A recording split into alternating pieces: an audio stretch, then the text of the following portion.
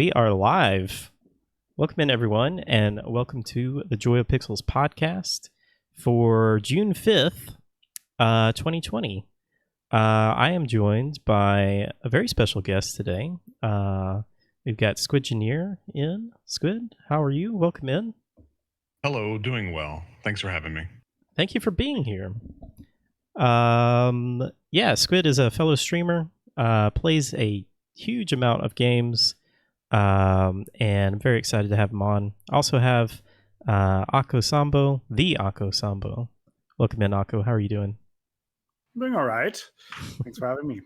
My pleasure. Mars is out today. He was feeling a little under the weather, so we wish him all the best. Hope you're doing well. But how is everyone? It's been kind of a crazy week. It's been a week. Yes, it sure has. It's been a year, honestly. Like 2020 has been high speed. Yeah. It's like bust out your 2020 bingo calendars. What's next? Yeah. I mentioned before, it's kind of like, it almost feels like a best of or worst of the 20th century. Like we have space launches, we have pandemics, we have civil rights movements, and we're only halfway through, not even. So if Sharknado was a year. Yeah. Well, just wait for the sequel, though. I'll pass. This is definitely just a crazy time. It's we're going through, us in the US are going through just kind of a very wild time, but really the whole world seems to just be kind of in this together with us, which is it's so weird because it's like, I don't know if the world has ever really been as unified as it's ever been, but it's kind of sad that, like, you know, a global pandemic and racism and all this stuff has to bring us together. But I guess if there's anything that you can find that's positive out of that, then that's kind of nice. True, yeah. But yeah, I've felt weird, and I've talked to you guys, and I think everybody's felt a little weird. Like, you know, you don't want to just really jump into a stream and just act like nothing is happening, especially on such a big issue. So I did just want to, you know, just mention what is going on and just give you guys a second if there's anything that you want to say or voice your opinion. You know, you guys are free to do anything that you want. But yeah, thank you guys for being here during this crazy time. Yeah, thank you for having us. And it is a crazy time, and I think it is something that should be of interest to all of us, where we should pay attention. I mentioned it beforehand that it's one of those things where it's important to pay attention to and to kind of get the information that is out there. But at the same time, we also sometimes need a place to escape from that a little bit and to give our minds a little bit of a pause. And maybe we can deliver that with a little bit of gaming talk today. But in terms of the protests and what's going on, I haven't been shy to voice my opinion on Twitter. Whoever wants to find that out can look that up. But the long and short of it is that I am in full support of the protesters. I'm actually planning to go on a protest in Hanover tomorrow. More than 1,000 people are being expected there. And as you mentioned, it is kind of amazing to see how it's not just a US contained protest and movement. It is it's spread around the world. And it is probably, to a degree, obviously, a large degree, is solidarity towards the US, but at the same time, a lot of the core issues are prevalent in other countries as well. So I think if there is a time and place to speak up and to start speaking up and continue to speak up afterwards against racism and things like that, now is the time to wake up and to stop the silence. Very well said. I would have to say that I'm in similar agreements with Akko. I, by nature, tend to be more middle of the road and more mediative. But in this case, it's it's an ongoing issue that's been going on for a long time, and I mean, things need to change. I also agree with Akko that you do need a place to mentally de-stress during these times as well, and in order to be able to think clearly, in order to take appropriate action. So hopefully you will get that today. While we banter and talk about ridiculous things, I am sure. But I am in full support of the protests. I'm having to like shut down all the but this, but that, but then this that I normally do. I'm just in support. And like Akko said, I have gone more into detail in the various social medias which I participate in. And yeah, I believe that sums it up. Very cool. Well, yeah, thank you guys for being here again. I really appreciate it. Feels kind of weird, but let's jump into video games. So let's see. Squid, what have you been playing? Where do I start? Let's see. Just recently, to give you an idea, I kind of go wherever I currently feel at the moment. We just finished up Jazzpunk, and then started up XCOM Chimera, and then we started up XCOM Chimera Squad, and then we've also been playing some Star Citizen and City Skylines. That is a very diverse amount of games. What is Jazzpunk? I know I've heard of Jazzpunk. One does not describe Jazzpunk. One experiences it. It's an acid trip in a first-person explorative game. That's all I can say. I mean, I would look it up for yourself. The trailer itself will get you in. If you're into that, it'll get you in the mood to play, and I highly recommend it. It's an experience. I would say it's a type of art form and game format of weirdness, but in a good way. Oh, this looks bizarre. Is this FMV? Exactly. No. If it was, I would be horrified. Oh, okay. There was like a trailer that I saw that had some weird FMV thing in it. It's an old game, but I consider it a classic, and I like to bust it out at least once a year just to share the experience with those that have not. So is it a pretty short game? I did it in 2 streams, about 6 to 8 hours, with, stream time, basically. Right. And going everywhere and trying to do everything. Achievement hunting and with chat, 6 to 8 hours. Are you an achievement hunter? Do you 100% games? As much as I can when I first go through them. Mm-hmm. I'm kind of that person's like, there is a corner of the map that's unexplored. I'm going there. I'm that kind of gamer. So, I mean, I feel like I'm the same way, but I don't really enjoy like collecting every single little collectible and everything like that. Are you one of those kind of persons that wants to get every single thing in a game? The only time I really go out of my way for something like that is if it adds to the lore of the game. If it doesn't add to the story, if it's just a tick in a box, I'm not interested. Yeah. Fair enough. I think for me, it's the same. It's like, if it adds something, then I will go out of my way. Otherwise, I like to explore thoroughly. But when I notice and see, like, I explored the map and see then there's this little blip to pick up, but it doesn't add anything, I won't go out of my way to travel there once again. Yeah. There are some games that are exceptions, though, like Dragon Age and whatnot. Like the Inquisition, I went to the desert and found every note. If anybody's played the game, you understand the desert notes. But I did that on my own time, basically. Mm-hmm. And there are some times I'll play games just to relax in. And those games tend to be more of a mundane, slower, grindy experience. Yeah, that's a good point. I did the same with the Spider-Man game. After I finished that, I just enjoyed being in the world and playing the game. So I just relaxed by just swinging through the city and like picking up the things that were left. And ultimately that led to me completing the game fully. But it was more like, just hanging out. I like the world that I'm in. I like the gameplay. It's fun and relaxing. And then you kind of have, with collectibles, you have the little goals for yourself to go to see where you want to go. I think that really nails it. It's not so much getting the collectible, but having a reason to still be there. Be in the world, yeah. We talked about that a little bit last week with the trophies. It's kind of like I see trophies in games that I really enjoy, where I just kind of want a reason to play them more. They can be like additional side quests as long as it's not too cumbersome to do them. But it's like, oh yeah, this trophy tells me to jump from the highest point of the map. Well, might as well do that. I enjoy this game, so it's like an additional quest that you get. Yeah, I think for me, if it's a game, and especially a game world that I really like being in, Spider-Man's a good example because that is just a fun world to be in.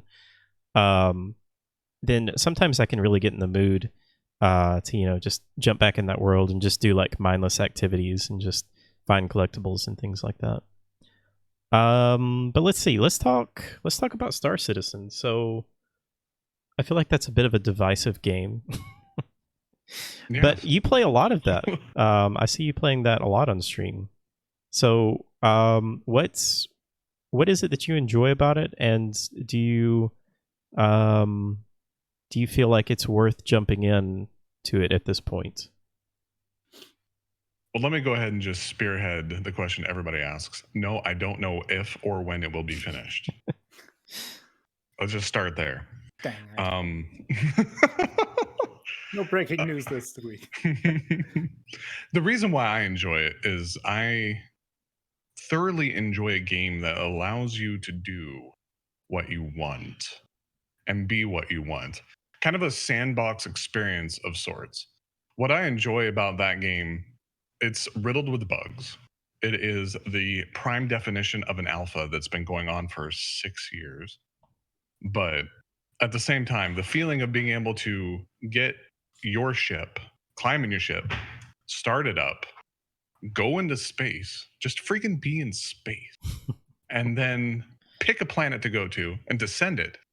That's one of my favorite parts of the game, is the fact that there's no loading screens, and you can literally go from space to surface side to get out of your ship and walk around, even though there's nothing there to do right now.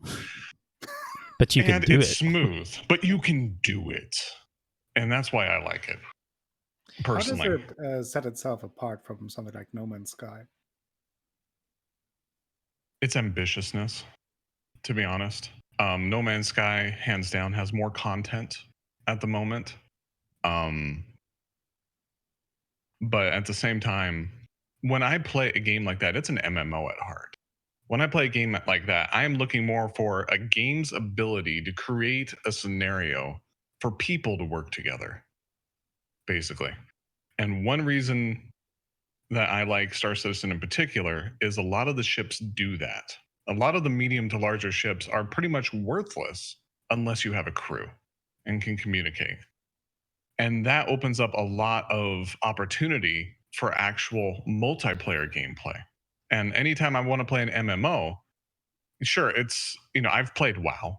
I've done all that. And I've spent countless hours grinding and getting pelts and etc.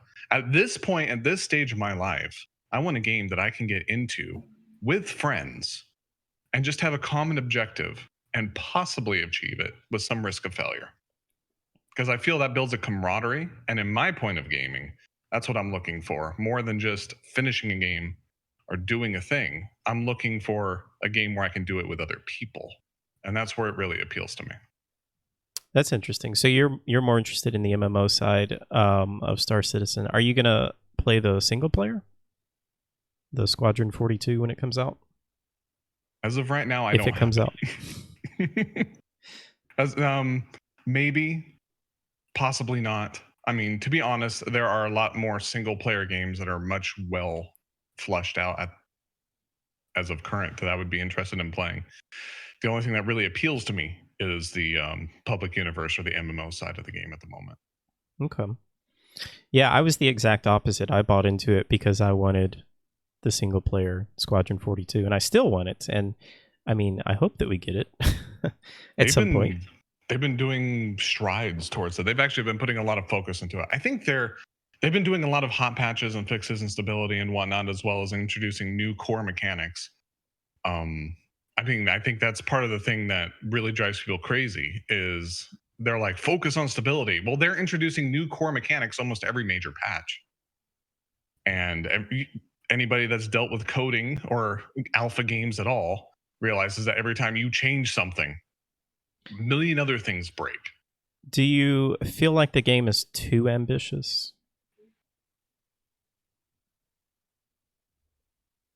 I feel like they have enough funding to be as ambitious as they want at Well, this point. that's true. I'm but not really mindful. As long as the funding is there, I don't mind ambition.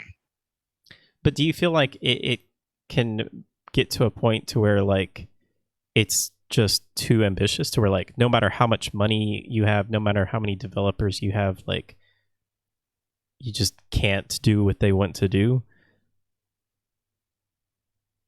On a pure technical platform, I honestly am not sure.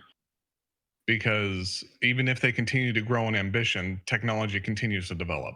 Yeah. And well, that's the other thing too, right? Is that you worry about, you know, this issue that they take so long to create the system, and then the technology catches up and surpasses them, and so then they kind of redo everything, and it's like they seem to get in this cycle that I worry they're just going to get in. That's exactly why it's taken so long as it has. Yeah. Not so much for, I mean, I believe the first engine, I don't remember which one it was, but the first engine wasn't able to do what they wanted. So they literally had to switch complete engines. They were using Crytek originally, I think, weren't they? I believe so. I'm not completely sure, but I believe so. And right now they're using Lumberyard. Yeah, which I don't think Amazon's is going to have any lack of funding based on who owns it. Yeah. And they just got out of a legal battle and things like that. So they're in a place right now. I mean, I'm not sponsored. A little bit of a fanboy, not sponsored. I'm getting questioning stares. But I feel like based on just from a logical perspective that they have more time and resources to actually work on the damn game. I think one of the issues for me is that it is kind of the similar issue that I had with 7 Days to Die. It's like it changes so quickly that I mean, we have very specific issues there as well that we might touch upon. But well, maybe if you didn't build your house over a river, it wouldn't wash away, sir. Then tell me that I can't build it there. But aside that, I just think one of the issues that I have from that is that it changes so quickly that I'm waiting for the version.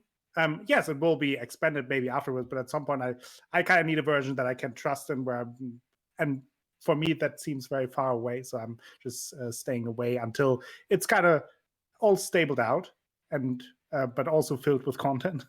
Yeah. To be fair, Alpha 18 has been fantastic so far after the first couple that we experienced. But the later end of that's the way 7 Days to Die works. I think I have like over 700-800 hours in the game because I've been playing that game since the early alphas. I tend to lean towards alphas. I'm a glutton for punishment, I suppose. But the thing with 7 Days to Die that I've noticed is the first major release, almost like every game, you kind of I stay away from because it is unstable. 18.0, 18.1 was horrendous. It was resetting bases. It had server issues. It had lag issues. I was running a dedicated server for it. It still had issues. And I don't expect 19 to be any different as they're dropping it. So we'll see. Are they still... Just to clarify for those who don't know what we were talking about, I just want to not leave a half-told story out there. Yes, so please tell Squid us. had his wonderful 7 Days to Die server. I was motivated. I was ready to go. I was ready to dive into the game, and I did collecting and I did crafting, and I built this beautiful building, the beautiful base above a river. So I had basically 2 entry points only for zombies, so I can control them very easily. It was all beautiful, and then I go out on a mission with I think with a Squid Engineer. We collect some stuff. I come back and my base is gone. Everything vanished because apparently there was some kind of issue where I reset certain areas regularly, and it was completely reset. Everything was gone. Everything that I worked for it, and since then I haven't touched the game. To be fair, after that I left 18 as well. I didn't come back until it was like 18.3 or 4 or something like that. Yeah, because when 18.0 launched, it had chunk reset issues. where just whole sections of the map would regenerate, and you would just lose everything. And it's like at that point in a survival crafting game, it ruins the game. How long has 7 Days to Die been in early access? Oh, It was one of the first ones, wasn't it? It's the earliest access. That's an ongoing joke every time we play. Welcome to the longest alpha you've ever met. December 13th, 2013. You got it? Okay. I was like, I don't remember. Yeah, going Yeah, on it's a 7 long one. years. But yeah, so going back to Star Citizen, are they still planning the beta for this year? Even if they were, Questionable. I don't know if it would show up. Yeah. Honestly, the reason why I play it is what I can get out of it now. Personally, I play it with my oldest son as well, who is a space nerd and absolutely loves it. And I'm very cautious to hype up what they say they will have.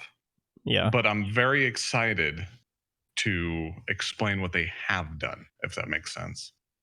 Because yes, they're very ambitious, but they also developers in general, any developer, I don't hype up what they say they will do, just because I've been burned too much in the past in that regard.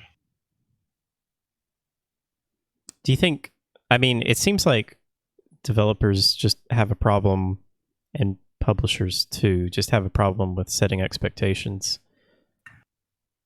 It's like they never heard of under promise over perform. Yeah, exactly. I bring that up all the time. I don't understand why they hype these things up so much. Yeah, I bought into Star Citizen back in when was the Kickstarter? 2012? 2013? Something like that. I'm relatively new to the game. I bought into it. I bought into it back then, and I mean, I think I only paid like $30. So I mean, I feel like I've already gotten my money's worth. I mean, I've booted it up a few times. I probably put, I don't know, 5 or 10 hours into it. But usually every time I just kind of boot it up and just kind of, like look around, see what I can do. Then like, oh, that's nice. I'll come back when it's finished. The sound design's great. Yeah. That's real pretty. I have no clue what to do right now. Welcome to Star Citizen. I hope we get Squadron 42. That's just the main thing I want from that. I really think they are pushing for it because, of course, anytime you have a developer that's doing single player and an MMO side by side, they're going to treat the single player as a gateway drug to the MMO. Because the MMO is going to be the long-term income. For sure.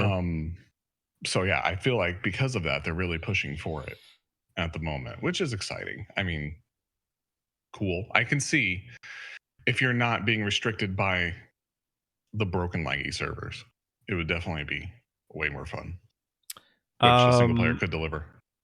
You like space a lot. I'm assuming you've played Kerbal. It's one I've been meaning to start to get into. Really? You haven't ever played Kerbal Space Program? No. Oh my goodness, Squid. Get out of here. You have to. It was one of those ones where I kind of got shied away from because of the complexity of the entry. The learning curve kind of pushed me away a bit, and I went somewhere else. So at that time. I agree. The learning curve is a bit steep, but there's I feel like everybody that plays Kerbal Space Program knows about this guy, and you may already know who he is, but Scott Manley on YouTube, he is like the ambassador for Kerbal Space Program, and he does a really, really good job of explaining very simply like how the mechanics work. But oh my goodness, I got so into Kerbal Space Program, I don't know, probably 5 years ago. I mean, I don't know what my actual hour count is because I played it back before it was even on Steam, but I probably have like 1,000 hours in Kerbal Space Program. It's so fun because you can start from you can literally recreate the US space program. So, you start with just your super basic rocket that doesn't even get to orbit, and then you can perform all kinds of little science things, and then you unlock a skill tree that allows you to unlock boosters and things like that, and then you finally get to orbit, and then you perform more science, and by the end you're like ready to go interstellar travel and all this stuff, and it's insane. So much fun. I'll have to look into it. Yeah, if you are a space nut, I would highly recommend it. We do like to do things for science. So tell me about XCOM Chimera Squad. Okay. How do you like it? I feel like it's a good introductory game to this series to new players. I feel like it's more streamlined, smaller maps, more on the rails, less decisions to make, less equipment, less classes, just less. All of those reasons are why I don't like it. That's all the reason why. Well, I've been playing through it and I enjoy it.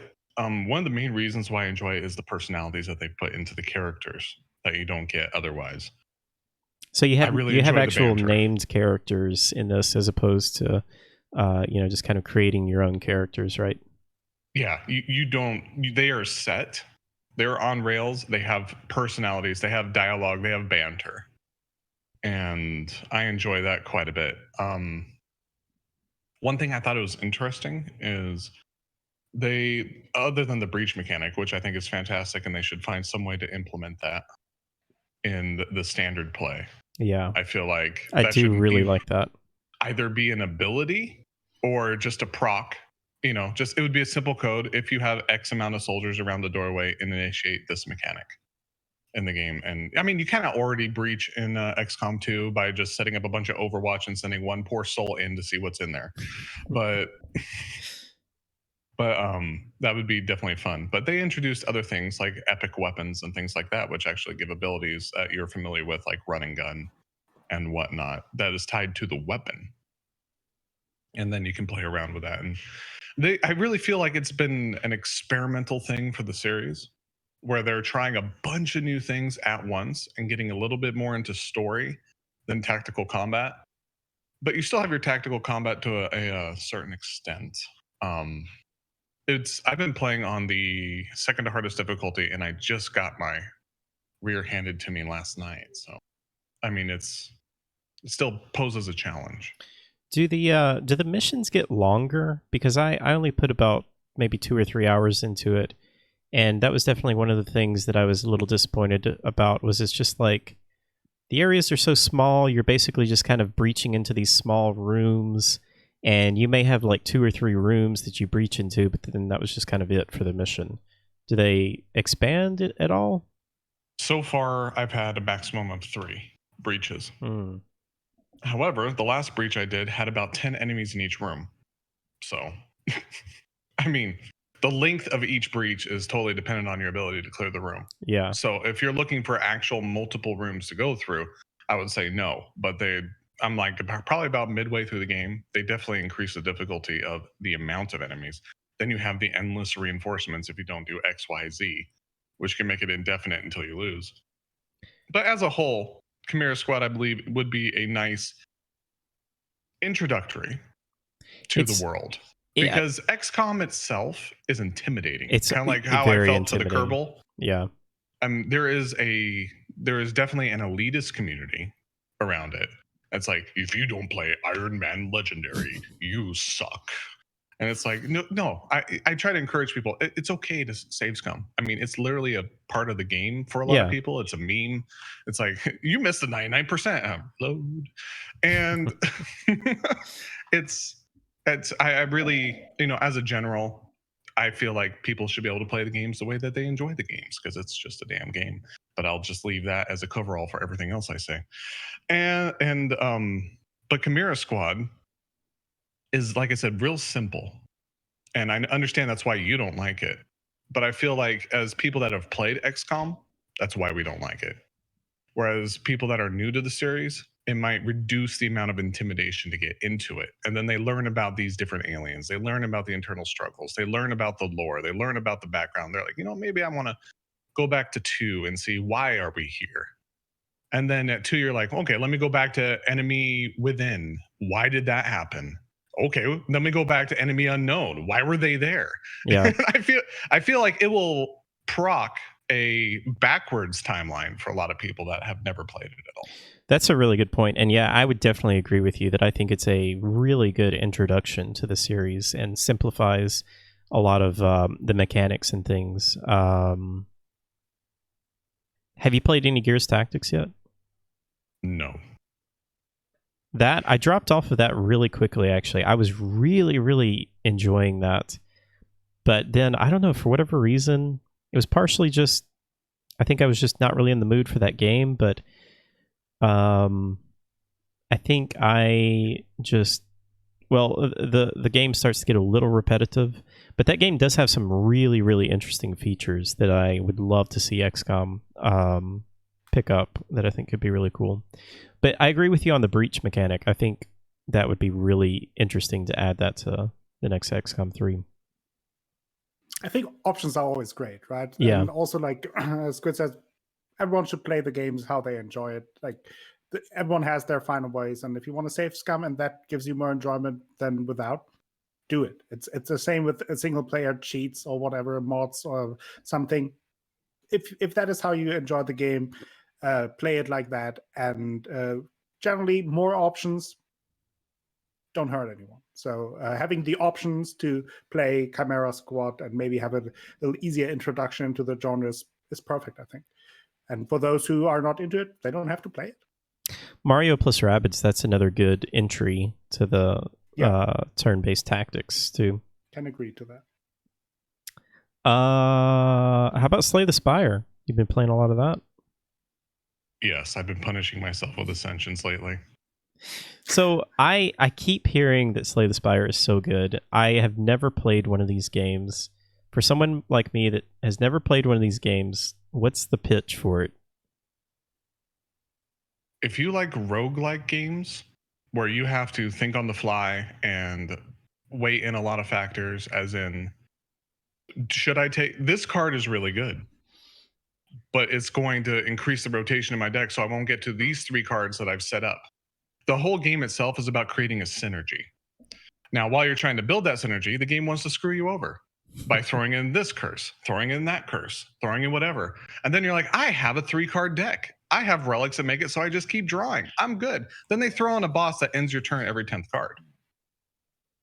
It's really just, you throw yourself into it. Try to figure out some combos. I mean, there's plenty of people that play it professionally almost.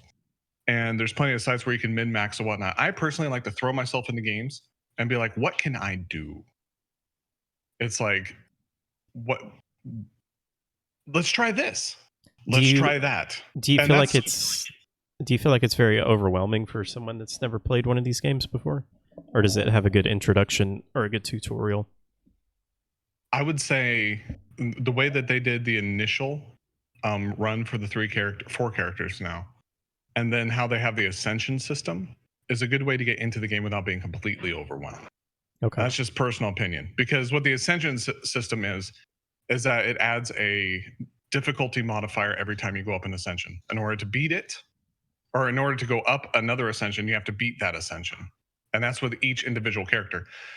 Now, each character has their own set of cards, and they also have their own abilities, basically, the different types of synergies to work around. So they did a good job creating a variety to kind of suit any type of gameplay. Like I personally, one of my favorite is one of the most hated, just because I love chaos and I love to be able to go try different options. So it really kind of fits a lot of different personality types of gameplay as well. So if you wanted to try, I would say stay away from Ascensions until you could do the normal without blinking. Otherwise, you will drive yourself away from it. Have you played any Monster Train? Is that the name of it? No. Any interest in that? Because I've heard a lot of people say that if you like Slay the Spire, you'll like that. Not really. To be honest, the graphics and the art style and it wasn't really appealing to me. And usually I try to play one game of each different type of game. That's just kind of the gamer I am. Yeah. I try not to play multiple games in different styles because I really don't see a point in that. And when people say play this because it's like something you already play a lot of, it's going to have to be a very damn good game in order to pull me away from something I'm already used to. And from what I've seen, other than the initial, hey, this is new, let's everybody do it hype, Yeah. I really wasn't interested. Fair enough. City Skylines. Tell me about that. Brand new player. Really? Excited. So have you played any other city builders before? Play any Um, SimCity or anything like that? The last one I played was SimCity 2000. Okay. So it's been a minute. And it's a little bit more complex than I remember, but I'm enjoying learning. Yeah, I really enjoyed that game when I played it. My problem with that game was that it's not so much of like a difficulty. It's more just like a city designer. It's really fun to just build a really cool looking city.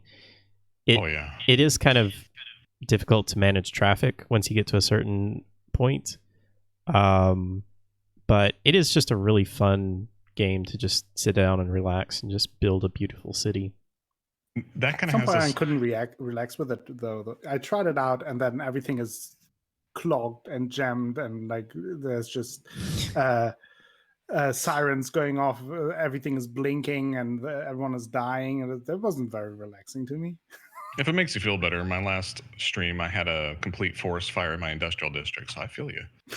I realized that fire stations are important early game, and I learned my lesson.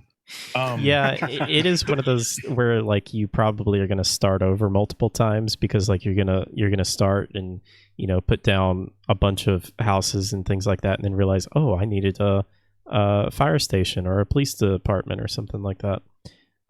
So yeah, if that overwhelms you or like stresses you out, that might not be the best way to go. I think it's definitely one of those games that you need to have multiple attempts to kind of get like for a base setting, because otherwise you will have this feeling of, oh, I'm burning this and that, and then you learn about a new thing and it's like, oh, I should have done it completely differently. So Yeah. you have to fail and redo it again. But that's what I like. I'm the same way. I love doing that. That's what I like. It's a lot like XCOM, because when I first started playing XCOM, like I started that knowing nothing. I started with Enemy Within, Enemy Unknown. I always get them backwards, which is the first one. Yeah. I mean, you only melee a mutton once. Enemy Unknown. Enemy Unknown.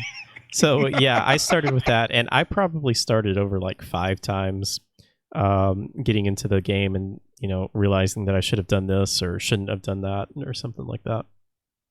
Mm-hmm. I just don't make any mistakes in XCOM, so I didn't have that experience. Oh, of course. Yeah, you're just Echo was flawless, perfect runs. I mean, there's nothing that ever goes wrong. I know. Absolutely. I know. Like I am probably in the 0.01 percentile for this, but I actually really, really liked the last SimCity game. I think it was 2013. That everyone seems to just like hate. But I think part of it was I had never played a SimCity before, and so I didn't know what to expect. I had no expectations going in, and I also played it way after they fixed like all the network issues, because I think you have to play online, and people were having issues where they would start their cities and then like it would crash and all of that stuff. But I actually really, really liked that game and have put probably 200 or 300 hours into that. I think I played some of it. I just I started it and then I kind of figured it out, and then I had my first city and I felt like, oh, no, I'm done. No, that's really? when you start the natural disasters, Zach. Oh. Have either one of you ever played the Anno games? No. I never got into Anno. I tried it out because there was a time I played a lot of like these types of strategy games, city builder games, but never got into Anno. If Squid, if you enjoy the city builders, but want something with a little bit more challenge and maybe like a light amount of real-time strategy, definitely check out the Anno games. The newest one, Anno, I think it's Anno 1800, super fun, and really well done. They're constantly supporting it, adding new updates and adding some really cool DLC to it. But yeah, those are really fun games. I'll have to check it out. Probably in everything I play, because I have a bit of a background in architecture and things like that, and I've also worked for utilities Okay. and things like that. So anything where I can lay out and build, and I get completely giddy when I start laying main lines for water and sewer. It's like, oh yeah, then we're gonna branch off these laterals, go right to the angle stops, and it's gonna be good. And but that's it's a very personalized approach towards the game. So that's what really draw me to that game in particular. I'll check out Anno. I feel like I'm going to be stuck in City Skylines for quite a long time since I just started. Oh my goodness, yeah. You can put just an endless amount of hours into that.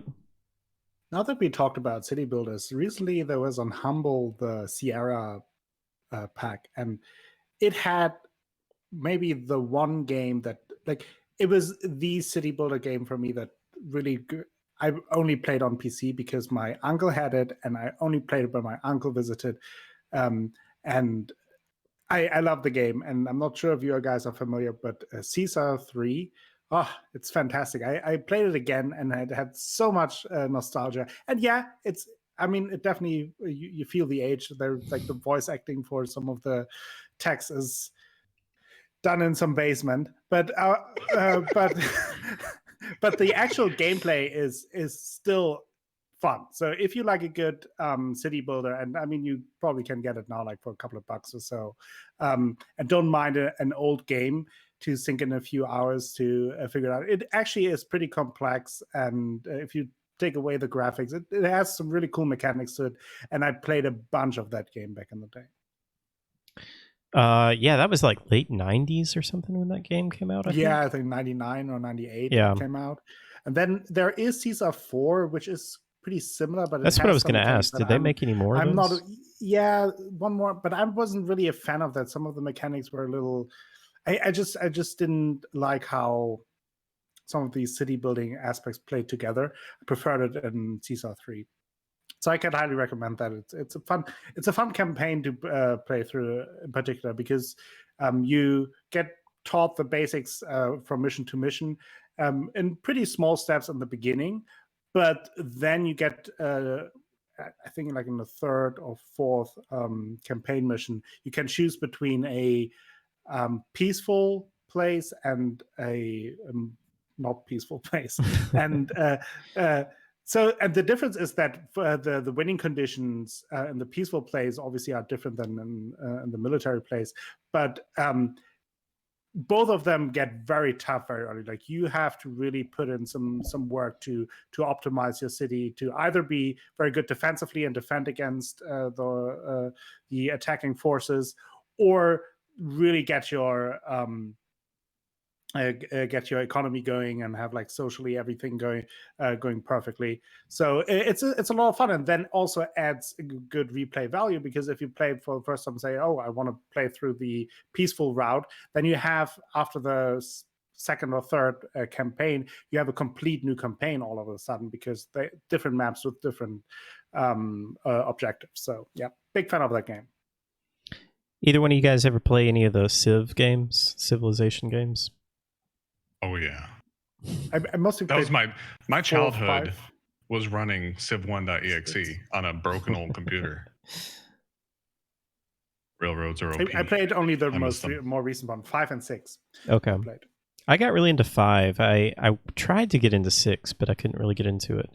But I know there's been a bunch of expansions that have come out, so it always seems like the Civ games, like they come out and like they're okay, and then you have to wait for like 2 or 3 expansions before they wait a really year get good. until they have released their DLCs, and then it's a complete game, which is a little unfortunate. But that was also the case with 5. They really then added like religion and all like major things that made the game really fun, and then were core gameplay mechanics of 6.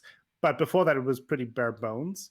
So yeah, unfortunately, with the Civ games, wait a year until they release the DLCs, and then you get the actual full game.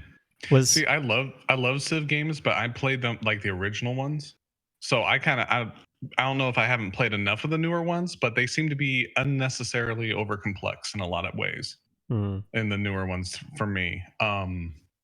I like I said, it could just be ignorance. You know, you have to put some time in the game to get some of the quote unquote muscle memory down. I want to do this, so I'm going to do these 10 steps to get there, and just knowing that definitely would negate a lot of that. But for me, that was kind of the turnoff for me because, like I said, I started with Civ 1 and worked up from there, and around 4 they started to lose me because they just kept adding more and more. Was Gandhi in the first one, and was he still a jerk? Oh, they were all jerks in their lovely pixelated forms.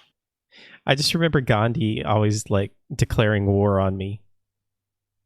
He's like, "You're supposed to be peaceful." Wasn't that like a coding error where they accidentally switched something around and then they kept it as an Easter egg after that? Might have Because it been. became kind of a meme.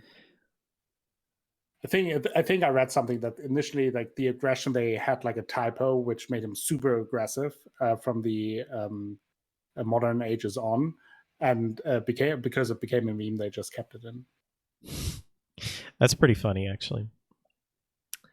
You've been playing anything else, Squid, that you want to talk about?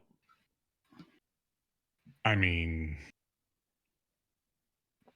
just dabble here and there, basically. Like I said, I basically have a game for each different type. One of each genre. Yeah. I mean, Monster Hunter World, which I know you love. What dating sim are you playing right now?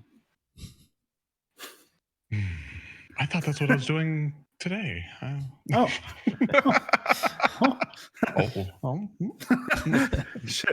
If I had known.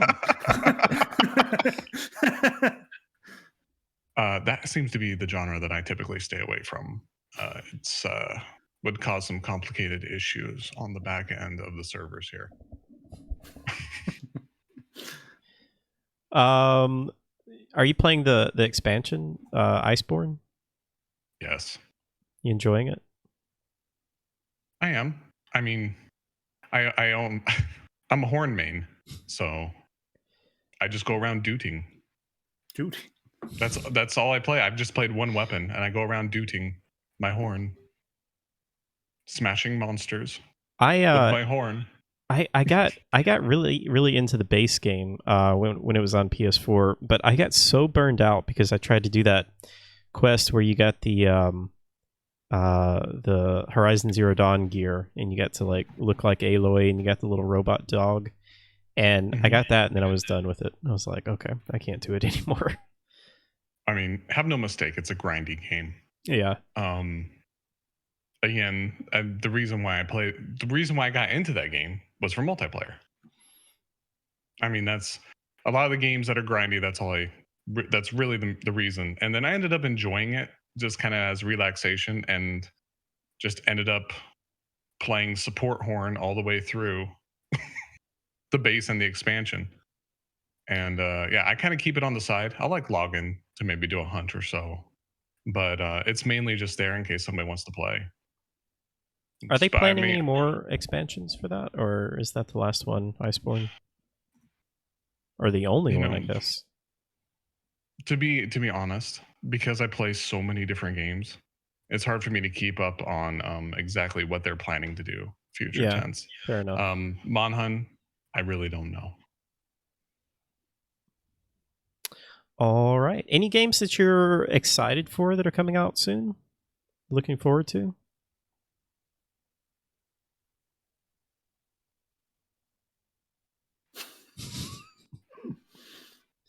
Okay. Well, Akko, what have you been playing? The same as before. Continued Outer Wilds. I think I'm getting closer to the endish. Trüberbrook, talked about that last week, and Assassin's Creed Odyssey. Cool. Getting any closer to the end of Odyssey? I doubt it. It's a long game, and even if I would, then I still have the DLCs to go as well. So I think I'm now like 60 plus hours in. I think like main story wise, I could see myself being like maybe like 2/3 through, but it's hard to tell because I also like doing all the side quests. The journey is fun, is the main fun, and not really the main story. The main story is fine, but like all the side stuff and the exploring is really the major enjoyment. So I don't know how far I am. I'm not really stressing about. There are still big parts of the map that I haven't even touched, so that'll be interesting. Squid, have you played Outer Wilds? No, but I thought you were a space nut. What is going on? I'm currently watching Akko play it, to be honest. Okay, all right. I fair actually enough. spend a lot of time on Twitch and a lot of single player games, which I'm like, might not necessarily stream. Mhm. I'll hang out with my friends and watch, because I'm a big supporter to just hanging out, Yeah, because it's, especially when you start streaming, you understand how important that is, how For much sure. that helps. So I mean, because I have multiple monitors, I'll throw it up, and then while I'm doing other things, and then I've actually experienced a lot of single player games. I mean, I've watched Akko quite a bit, and like I've never played Assassin's Creed Odyssey, but now I've seen most of the game, and I feel like that allows me to work, experience the game, and still have my personal gaming time to be able to experience something else as well. I think as a well lot of as people do that. hanging out with my friend, Yeah. basically. Yeah. I'm really bad at, like, I oftentimes lurk in the background because I sometimes feel bad to saying hi and then not being really responsive. So I just put on the stream, and when I do something else, I most of the time I have someone on there as well, just and some hi, because it's so when you're busy and you're saying hi, and then obviously my natural response is, oh, how are you doing, and then you're not there. It's kind of awkward. Yeah. That's fair. I think I feel a lot of people feel that way, and part of it to blame is some casters do not approach the subject correctly. I do my best to support lurking, and it's like I do it, and then I'm like, feel free to do it. By all means, say hi, say bye, and whatnot. And I feel like a lot of viewers feel that way because of a few bad apples spoil the bunch, basically. And unfortunately, that leaves the other casters in a position where they have to actively counteract the culture that is now perceived to be the normal, even if it isn't. But perception is half the battle. Yeah, and it's oftentimes you hear that, oh, I'm sorry, I'm just lurking. And it's like, no, don't be sorry about it. I appreciate you stopping by. Like that first Yeah. of all is nice. Right, Just saying exactly. hi, even if you don't stay around, just say hi. Hey, you thought about me as a caster. That means a lot to me. And if you're not in the mood to talk or don't have the time to talk, that's fine too. Like hang out. Like it's absolutely fine.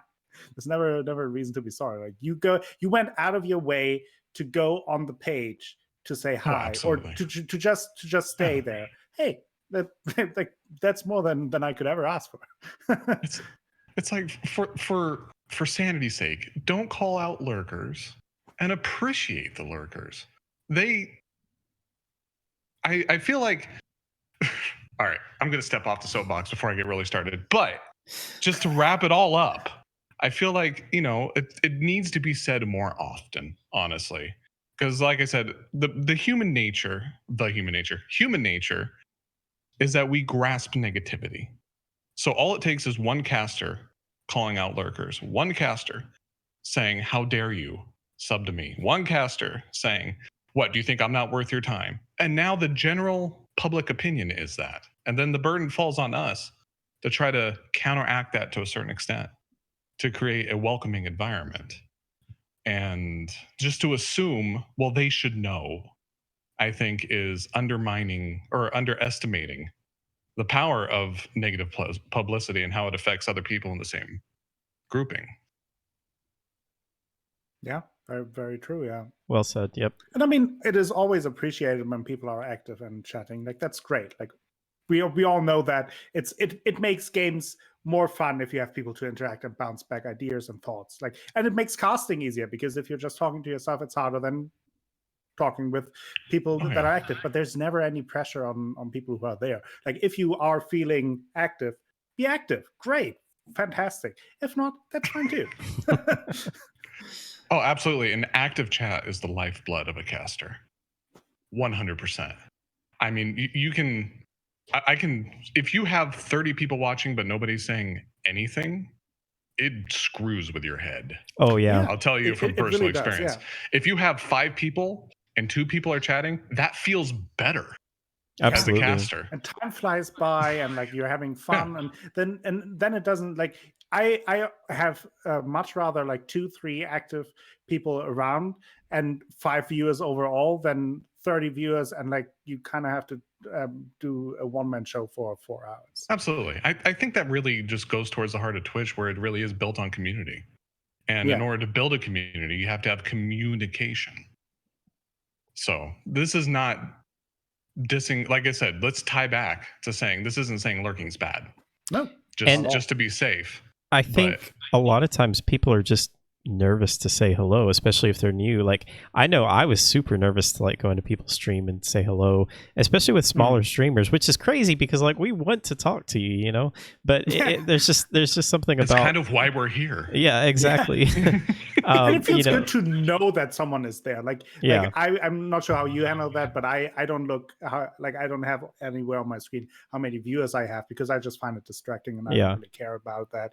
But even if that were there, like you're not, at least not constantly watching. So, but if you talk with someone, you know someone is there, right? Someone is paying attention. That feels good. Like that's why you're doing it. Is anybody there? Exactly. You're not just streaming into a void. But like it's so yeah. If don't feel shy if you want to talk. Feel free to talk, but if you don't want to talk, sit back and enjoy the show. Absolutely. Yeah, like we have a policy where when people follow bots and everything and whatnot, I actually have it when people follow that it doesn't say the name. I just keep an eye on the follow list, and if they've already talked in chat, I thank them for it personally.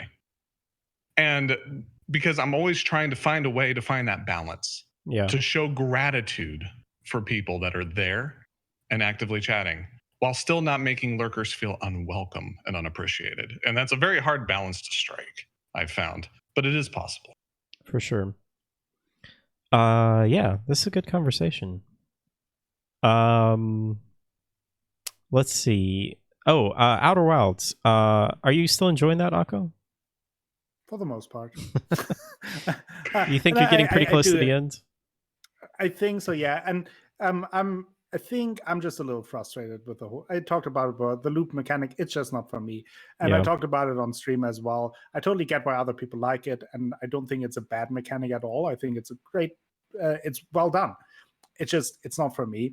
It takes away from my personal enjoyment. I do wish the loop was a little bit longer. Yeah, and they're just then tiny things that are a little unfortunate. And when you're then struggling to find like a new thread to follow, like the frustration piles on a little bit.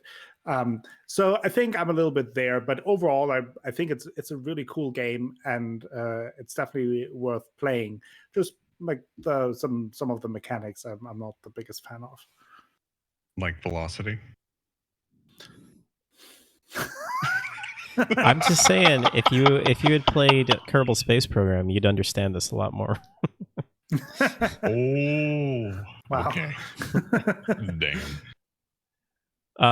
Yeah, I liked that game a lot, but I definitely understand that it's not for everyone, and I understand your annoyances. I was definitely frustrated, especially early on, with how short the loop was. I'm more frustrated now that I have less new things to explore. Like, because I constantly feel the pressure, like every loop I want to find something new, even if it's just a little bit, like want to explore some new thread.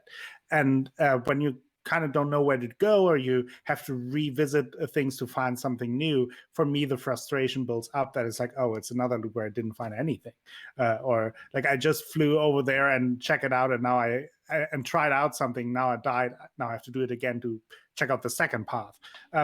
It's just it takes away from my personal enjoyment. I would enjoy if I could just take my time and like run around like a doofus for an hour, but be actually able to explore it very thoroughly. I personally feel the concentration on it. I can't really spend too much time trying to jump up here. Maybe it's possible, but is it really worth trying that for 10 minutes when I could just go this other path? And then I did that, and you're set back, and then is it really worth trying back to that, going back to that space just to try out if I can also jump up there? I don't know. And for me personally, that is disincentivizing. But totally get that for others. It is the exact opposite. Crafty was talking about for her. It's like it actually motivated her, the loop, that she can explore, and it doesn't matter if she died. She could just explore different paths and ways to do it. So I totally get that. It's one of those things where I don't think it's neither good nor bad. It's a well-crafted mechanic. It works for the game. It's just not for me. I think that there are a few points in that game too, to where it's one of those things that often happens in puzzle games, at least for me, that I just miss like very simple or obvious things, or maybe even things that are not really that obvious, but it's like the developer made this one thing that you're supposed to do, and unless you really know to like go to this one specific one area and do this specific thing, then you're just not gonna know what to do or where to go. And I definitely find that to be really frustrating in games, especially puzzle games sometimes. And yeah, I definitely ran into that more than a few times in Outer Wilds. Especially later in the game. There was one kind of puzzle, I guess, in particular that I was like, I just do not understand what I'm supposed to do here. And everyone was like, You've been told what to do. You know exactly what to do. And I'm like, no, I don't. I don't understand this. But yeah, I still really, really enjoyed my time with that game. Yeah, me too. I want to make that clear. I have a good time with the game. I enjoy it as well. Just some setbacks. Yeah. I mean, that's super interesting. I feel like what Hal is saying, wherever Hal is, somewhere in the space. I feel like this kind of, it's weird how this actually crosses boundaries, but developers and viewers both suffer from meta knowledge. Yeah. A lot of the time, it seems, which is why testing is so important in development. You know what it is, so you perceive the answer. And a lot of times that can be forgotten, both as a developer and a viewer. And so, I mean, if you're ever wondering why we don't see it other than streamer brain, meta knowledge does change perception, and streamer brain really is a thing. At least for me, I speak for myself. Oh, absolutely for me. 100%. But one thing that Akko was saying that really was curious to me is there seems to be two schools of camp. One school that hates timers and would rather be able to explore with a punishment for failure, and the other school that doesn't mind timers because it negates the punishment for failure. Yeah, that's interesting. Yeah, and to finally bring it up, Crafty compared it to Dark Souls, where she found it very. There it is. I know the chat is waiting, so. But Crafty is at fault here. She compared it for her, like she didn't see why. Like a boss fight in Dark Souls is different. You go there, die, and come back. And it's hard to explain, but for me, the difference there is like I'm actively doing something. I know what I'm doing, and if I fail, I know why I failed. Whereas here, the loop is inevitable. It's random, like not in the length, but it's it happens whenever it happens.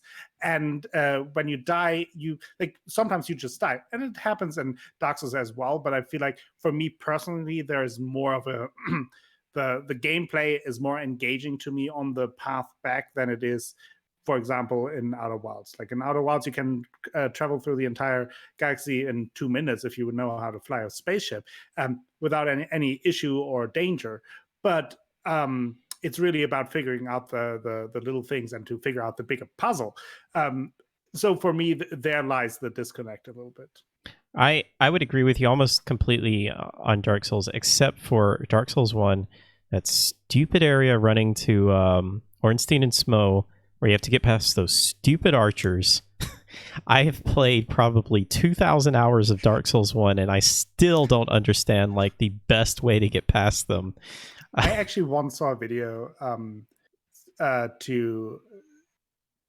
where it kind of explains the physics of what happened. So you kind of have to so when no matter from where they hit you, like you always get pushed back. So if you're standing, like it's always the same move that your character makes. You can kind of exploit that. But Well, now I use the spiral staircase skip. Do you know about that? Yeah, I know that. It's so nice. It's the only like skip that I use, I guess, in any game. But I just hate those archers so much. Yeah, so let's see. I haven't been playing a whole lot. Like I said, this week's been pretty crazy, but I have been playing, I guess, a pretty diverse set of games. I played through Soma. Super relaxing, stress-free game. Just to, take it easy this week. No, I've been wanting to replay this. Doesn't mess with your head at all. It's great. I've been wanting to replay this game for a long time because I think the story is just so good and so interesting. And also the announcement of Frictional's next game, Amnesia: The Dark Descent 2, which I think is a little weird that they're coming out with a sequel for that. But regardless, it just made me want to replay Soma. So I replayed that. I really enjoyed it. Have either one of you played Soma? No. I know you haven't, Akko. I've watched multiple playthroughs. Okay. Just leave it at that. Yeah, really enjoyed that. Wish that I didn't know what was going to happen so I could play through it again completely blind, but it had been long enough that I'd forgotten a lot of things.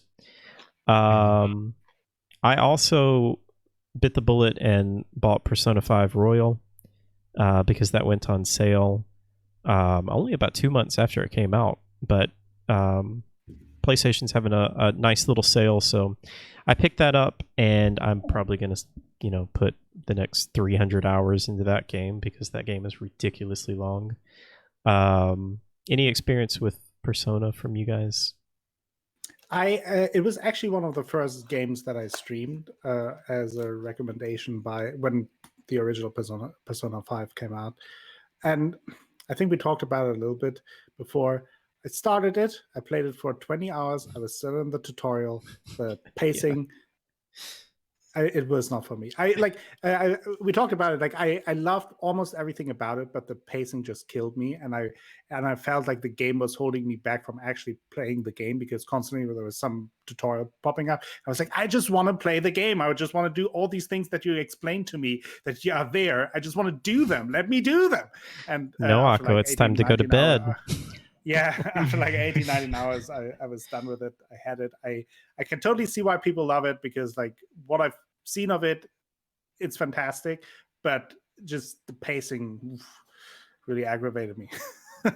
Yeah, totally understand that. Those type of games tend to be marathons, not sprints. And I can totally understand how that would throw a lot of people off. It's like you have to know what the game is to survive the beginning of it in order to feel encouraged to continue. Absolutely. Have you ever played a Persona game, Squid? No. Okay. Never any really interest in me. Well, maybe 5. Maybe the recent one. Maybe I'll get into it at some point. I like RPGs. I love RPGs. I'm big Final Fantasy nerd. The earlier years. But Persona was a little bit different in that regard. I'm not a huge fan of relationship simulators. Yeah. In general. And any game that makes that a core mechanic is hard pressed to pull me in. Yeah, I definitely understand that. I just love the combat in Persona so much. It's, with the exception of Resonance of Fate. I don't know if you guys have played or even know what Resonance of Fate is. It is, I think, the funnest, just most satisfying turn-based combat I've ever played. It's just really, really fun, really, really solid mechanics. The personas that you get in the game are, I guess, kind of like Pokemon. Like you catch these personas, and they all have different abilities. It's way more complex than Pokemon. They all have different abilities, and they all level up, and you can like combine the personas together and create new personas.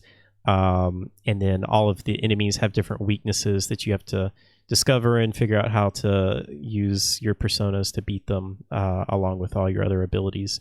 Yeah, it's really, really fun gameplay and really interesting gameplay. Yeah, I Like what Chad is saying, if I ever play Persona 5, it's going to be for the music and the art style. The gameplay is going to be a bonus. Oh my goodness, the music is so good. I love the music in Persona 5 and Every the art UI style. designer should take note. Yeah, For Persona 5, in it my is opinion. so good. Fantastic. Oh man, I'm curious what Vermalt thinks, because Vermalt's a graphic designer. I'm curious what a graphic designer would think of the Persona layout. I feel like she might not like it, but I'm curious. Depends what side of graphic design, I would Yeah. suppose.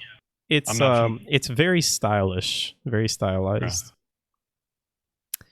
But yeah, I think for me that's going to be a game. Like the original Persona 5 literally took me a year to beat. Or not even beat. I didn't beat it. I got to the end and couldn't beat the end boss. So I'm gonna hopefully beat the end boss this time. But yeah, like you said, it is a bit of a marathon. So I will probably play, a good chunk of it and then take a break. I do think it's a good game that you can take a break and just come back, and like it feels natural just to come back and easy to jump back into. Yeah, I also played a little bit of Destiny 2. I haven't played Destiny 2 since I think it came out on PC, and I have mixed feelings. Can I say that it was like the worst timing ever? Because like I started watching your stream, and like the first mission is literally end the riot or something like that, or extinguish the riot. It pops up, and I just like, that is like bad timing. Might not have been the best time to play that. So Mars chose one of my my channel rewards, which is to play a game for 2 hours, and so he chose Destiny 2 for that. And he also chose to have us jump like right into the expansion, which I didn't remember anything about the game, and so he was trying to like catch me up on the whole story, and we spent like an hour just trying to catch up on the story, and I still don't know what's going on. But for the most part, I don't think my views have really changed too much on the game. Like I enjoy the game, but I never have really been into looter shooters like some people get into them. I do agree that the game has really good gameplay. I don't think it has, for me personally, I don't think it's really that great of gunplay. I know everyone seems to say that it is like the greatest gunplay in any first-person shooter. I just think it's okay. I think it's fun, but I don't think it's great. I still, every time somebody says that, I say I think Doom 2016 has much better gunplay, is much more satisfying to play. But for me, it's a game that I think can be fun if you want to put on a stream or like a podcast or something and just kind of play while you're just relaxing and enjoying something like that. I will say the expansion seems pretty cool. I think Forsaken is what we were playing, and it does seem like they've really upped to the production level of things in that game. So you played it before it went to Steam? I did. So yeah, I played it when it was on Battle.net launcher. Yeah. That's about when I dropped off too. I played a lot of Destiny 2. I haven't played it since it's gone to Steam. I just played the basic single player part. Just got to level 20 or whatever. And again, like I enjoyed my time with it, but I just, never went back to it until then. I think I have 2 characters maxed out, and I was like power level 510 or something on them before they upped it up to whatever. But what the thing that annoyed me about Destiny is the fact that they forced you to do PvP, to do specific things in guns. Oh and yeah, yeah. That drive me freaking crazy. Any game that forces PvP for a plausibly only PvE per option, like for a weapon or whatnot, drives me freaking nuts. I absolutely hated the PvP in Destiny. I hated doing the PvP in Destiny. I went in there and wrecked a bunch of scrubs just because I had to, but I hated every moment of it. because I wanted the freaking gun. And I've done the other 12 steps to get it. And I just had to do this one thing that they put at the end. If it was at the beginning, I wouldn't have started. But anyway, they really try hard to pull the PvE crowd into PvP. And that's part of what turned me off on Destiny after Forsaken, is how much they did that. And otherwise, I enjoyed the team gameplay. I mean, I played a Dawnblade. I was support Dawnblade, and I with a bunch of single shot. So, you know, throw down the circle and fire. I enjoyed playing support classes a lot, and I was happy they actually put in a good support class. I think my issue, or I mean, this is a personal issue, I guess, but I just don't really enjoy min-maxing that much. Like, I don't get into games enough to really, you know, min-max. Like, I just kind of look at a gun and it's like, oh, this one does 30 damage versus 28 damage. Okay, I'll take this one. I completely agree. I mean, I would say, if you want to call it a gaming philosophy, is I really hate looking things up and I hate min-maxing. I feel like, personally, the way I like to play a game is to throw yourself into it, figure out how it works, and figure out what you can do with what you have. Yeah. To just say, okay, well, you have to use this gun because it does this much more DPS than that gun, the game's dead to me at that point. And if you reach that threshold where you can't progress without doing that, that's when they lose me as a player. Yeah, I agree. Yeah, I do think I will probably go back to Destiny at some point just to play. I kind of want to just replay through the story of it, and then kind of go through the expansions, just mostly for single player stuff. The reason I was laughing so bad when you were talking about your friend taking you right into the expansion is I have gone on full rants if you are experienced in a game, do not bring your friends into it to show how good you are. By all means. It drives me freaking crazy. I don't know how many people I've talked to that are actual players that are turned off from a game because their friend wanted to show how badass they were. If you're going to bring a friend into a game, allow them to play it at their pace. Well, be supportive of them. He was very supportive. I want to say he didn't just like, Good. You know, jump in and just overpower everyone. So the thing with Destiny 2 now, I guess it just like automatically bumps up your level to the current level for where Forsaken is, because I had two characters that last time I played, I mean, again, I was like 250, light level 250 or something, but they were just both bumped up to 750 at this point, which I don't really like that. It's like in World of Warcraft or like any of these MMOs, like where you go in and they're like, hey, do you want to just skip like all this content and just go right to level 70? I never have understood that. I mean, I guess I kind of understand that maybe if you've played the game before and like you just want to experience the new content, but I always want to like experience it from the beginning and go through the whole thing. Because that's the fun part to me, is like actually, you know, going through the early levels and struggling on those early bosses and early enemies and everything like that. That's how you learn to play the game. Yeah, exactly. It takes out the complete natural progression of player skill in the game. I agree. I also started playing Subnautica.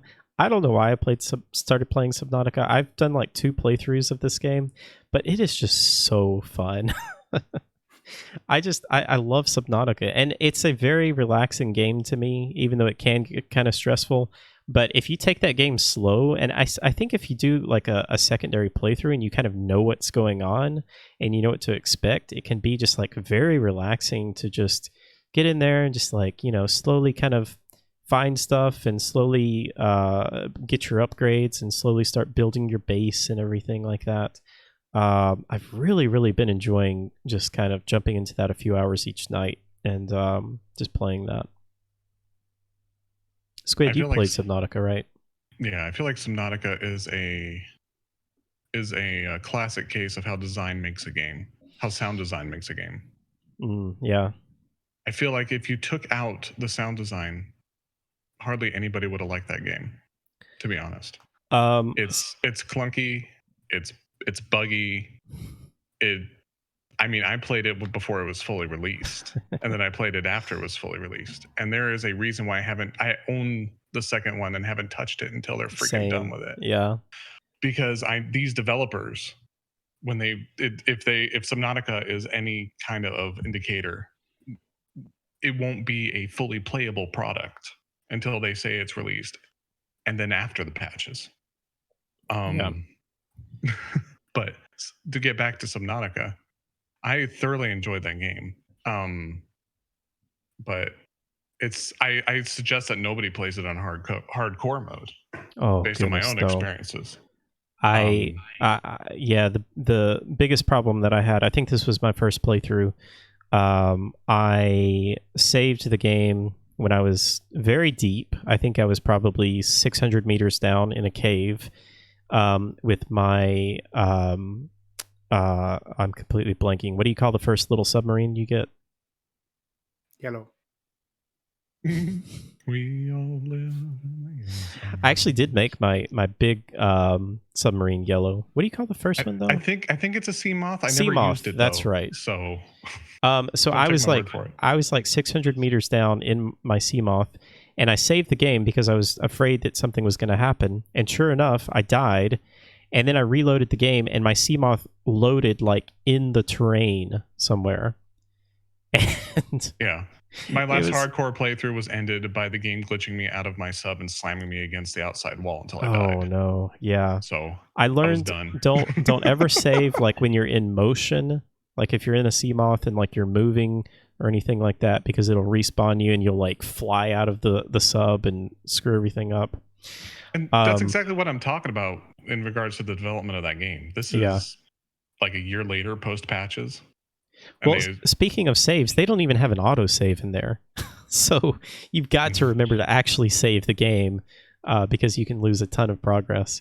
One thing I will say, though, is Subnautica is the only survival game that I really have ever enjoyed. And the reason for that is because it actually has meaningful progression and an actual story with an actual ending. So many survival games, I just have a problem of them just being a game to where like they dump you in this world that is really cool, but it's just like, okay, now survive. And like they don't really give you any kind of incentive or any story to kind of progress. And I think Subnautica just does such a good job at giving you a reason to progress and making you want to progress and actually giving you an end goal. I really wish there were some more survival games that were like that, and I'm always on the lookout for them, but I just can't ever find any. I feel like. I completely understand. One of the reasons why I play 7 Days to Die so much is every time they release a major patch, it's a different game. The end goal for each patch is to get self-sustained and then wait for the next patch. Right now, so I completely understand how you get to the point where. In survival games, if they don't have that end goal, you're like, well, I am here. I am done. Yeah. I am surviving. The struggle is over. Right. Do I start a family? What's going on here? What's next? Dating sim. Subnautica dating sim. Which fish is your fish? Something fishy about that. Very fishy indeed. I am really, really excited for the sequel, expansion, whatever they're calling it. Although that seems like it's way far off. It was originally supposed to be out early this year, but it's like April 1st. They apparently have like completely rewritten the story now. So that game is still very far off. They changed voice actors too, didn't they? Like one of the major characters is a completely different VA now. Mm-hmm. Yep. Anybody else got any games you want to throw out to talk about before we take a little break? No, but I will wanted to point out since I think it makes sense to do that that this month free PS Plus games are Star Wars Battlefront 2 and I think Call of Duty World War 2. I'm not. Yeah, that's correct. Call of Duties. And I thought just nice to mention for those because I tend to forget sometimes about the PS Plus games, and I usually have PS Plus. I just forget to then download them when they update. So I just wanted to, as a reminder for those who may have it. Yeah, and I did play through the campaign of South Battlefront 2 a while ago. Oh, how did you like it? I thought it was really fine. generic. Yeah, it was a very generic. Like I think like the gameplay is fun. I love Star Wars, but it couldn't be a more generic campaign. So Yeah, I have heard it's that fine to the play through if you multiplayer have, has like like vastly an afternoon improved. that you want to fill. Then it's fine, but like you don't need it either. If you have nothing else to do, it's a great Yeah, if you have game. nothing else to do, Hey, like there it's are worse free. things, but Um, I wouldn't buy the game for that. the I think that game actually came with my PlayStation 4 Pro when I bought it. It was like just a pack-in game, and I literally took it out of the box like when I was at the store and just like sold it back to them because I was like, I don't want this. Plus, I mean, I had it. I could play it on PC because I have Origin access or whatever. But I will say the Call of Duty World War II, if you like the Call of Duty campaigns, the campaign for that game is really, really good. I wanted to check it out, yeah. It's pretty intense, and I mean, you have to kind of be like in the World War II mood. But yeah, it's really today I'm in a World War II mood. I mean, I don't. It's weird Let's because see how 2020 continues. Maybe we get there. Have you invaded lately? Back Do you in have an urge? Back in like 2000 mid 2000s, I feel like every war game was centered around World War II, and I feel like everybody just got so tired of those, and I definitely did. Yeah. But if you are in the mood for that kind of a game, it is a really well done, high production level game.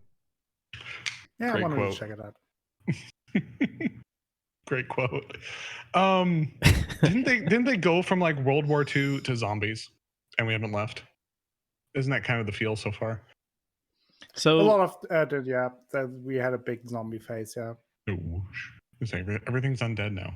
Oh, do you mean in World War in Call of Duty or just like genres? I just mean in general. Yeah. I mean the majority of gaming culture seems to go in waves, and like you said, it was a bunch of war focused and they like did World go War towards II, zombies. and then, Yeah, and then it just moved into zombie. Like even the platforms that were majorly just war focused, all of a sudden there's a zombie mode, and it's like, okay. And then you have what was the game that like combined the two, and you had like Nazi zombies, or was that Call of Duty? I think Call of Duty did that. Wolfenstein.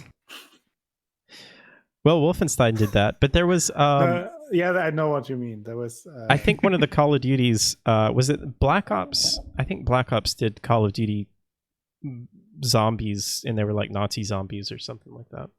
Anyway, I don't know. I never play any of the multiplayer modes in the Call of Duty games. I just play them for the single player. I haven't played a Call of Duty game since Call of Duty 2, which back in the day it was all single player, and they were fun. Like I really enjoyed those. And since then I never played any of the Call of Duty games. I have a couple through PS Plus. So I may want to check out the campaigns, but it's just never really interested me. I'm not a big just first person shooter guy anyway.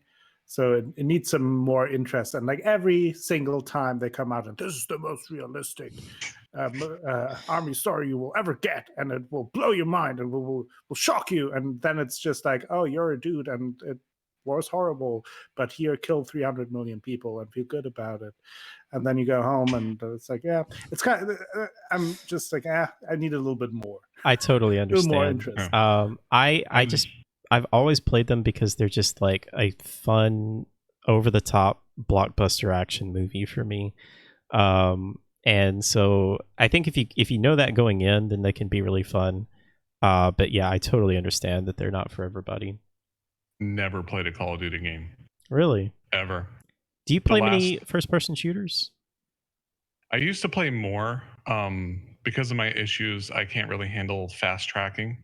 I was a huge Quake fan in my teenage years. Like when Quake 1 came out, I was on it. And but yeah, I think the last game like that I played, if you want a blast from the past, was Battlefield Play for free, and I played that for the multiplayer aspect. Other than that, Medal of Honor, played that for single player and multiplayer aspect. And They have a new Medal of Honor coming out that's VR only. Have you heard about that? yeah, no, I They don't killed think I've that got. franchise. I remember back in the day, Medal of Honor was a thing. Oh yeah, like a big, old school big deal. Medal of Honor. You got in there and you got your Yeah. frags. Yeah, You get it it was done. like Medal of Honor, Call of Duty, and Battlefield were like on the same level, pretty much. Yeah, you tell him whoever horn that was. Yeah. That was the day. That was the day. That was when it was good. Yeah. There's the one Medal of Honor player still out there, and then it just disappeared. Yeah. Other than that, and that kind of style of game, I've been playing Sniper Elite more. I haven't played these, but I heard good things about it. I always wanted to, and I have one of them also from PS Plus. I was going to say one was PS free. Plus games that I never play. Yeah, but I wanted to check that out at some point. I think I have one or two, like another one from Humble Bundle. Like I collect them. I just never play them. You know, that's exactly what I was doing before we started. I was going through my Humble Bundle. Yeah. There's a Grid is in the newest Grid is in the new Humble Bundle. That's not a bad game. It's not great, but it's a fun racing game if you like that. Yeah. Yeah, Call of Duty. I was looking it up, because I couldn't remember which one it was, but Infinite Warfare, really, really good. If you want a kind of an untraditional Call of Duty single player campaign, that's a really good one. Takes place in space. It's good. Oh boy. All right, let's take a break. And we will come back. We'll talk a little bit about, there's not a whole lot of news, but we'll just mention a couple of things, maybe a couple of questions, and then we will wrap it up. Thank you guys so much for being here. We'll be right back, guys.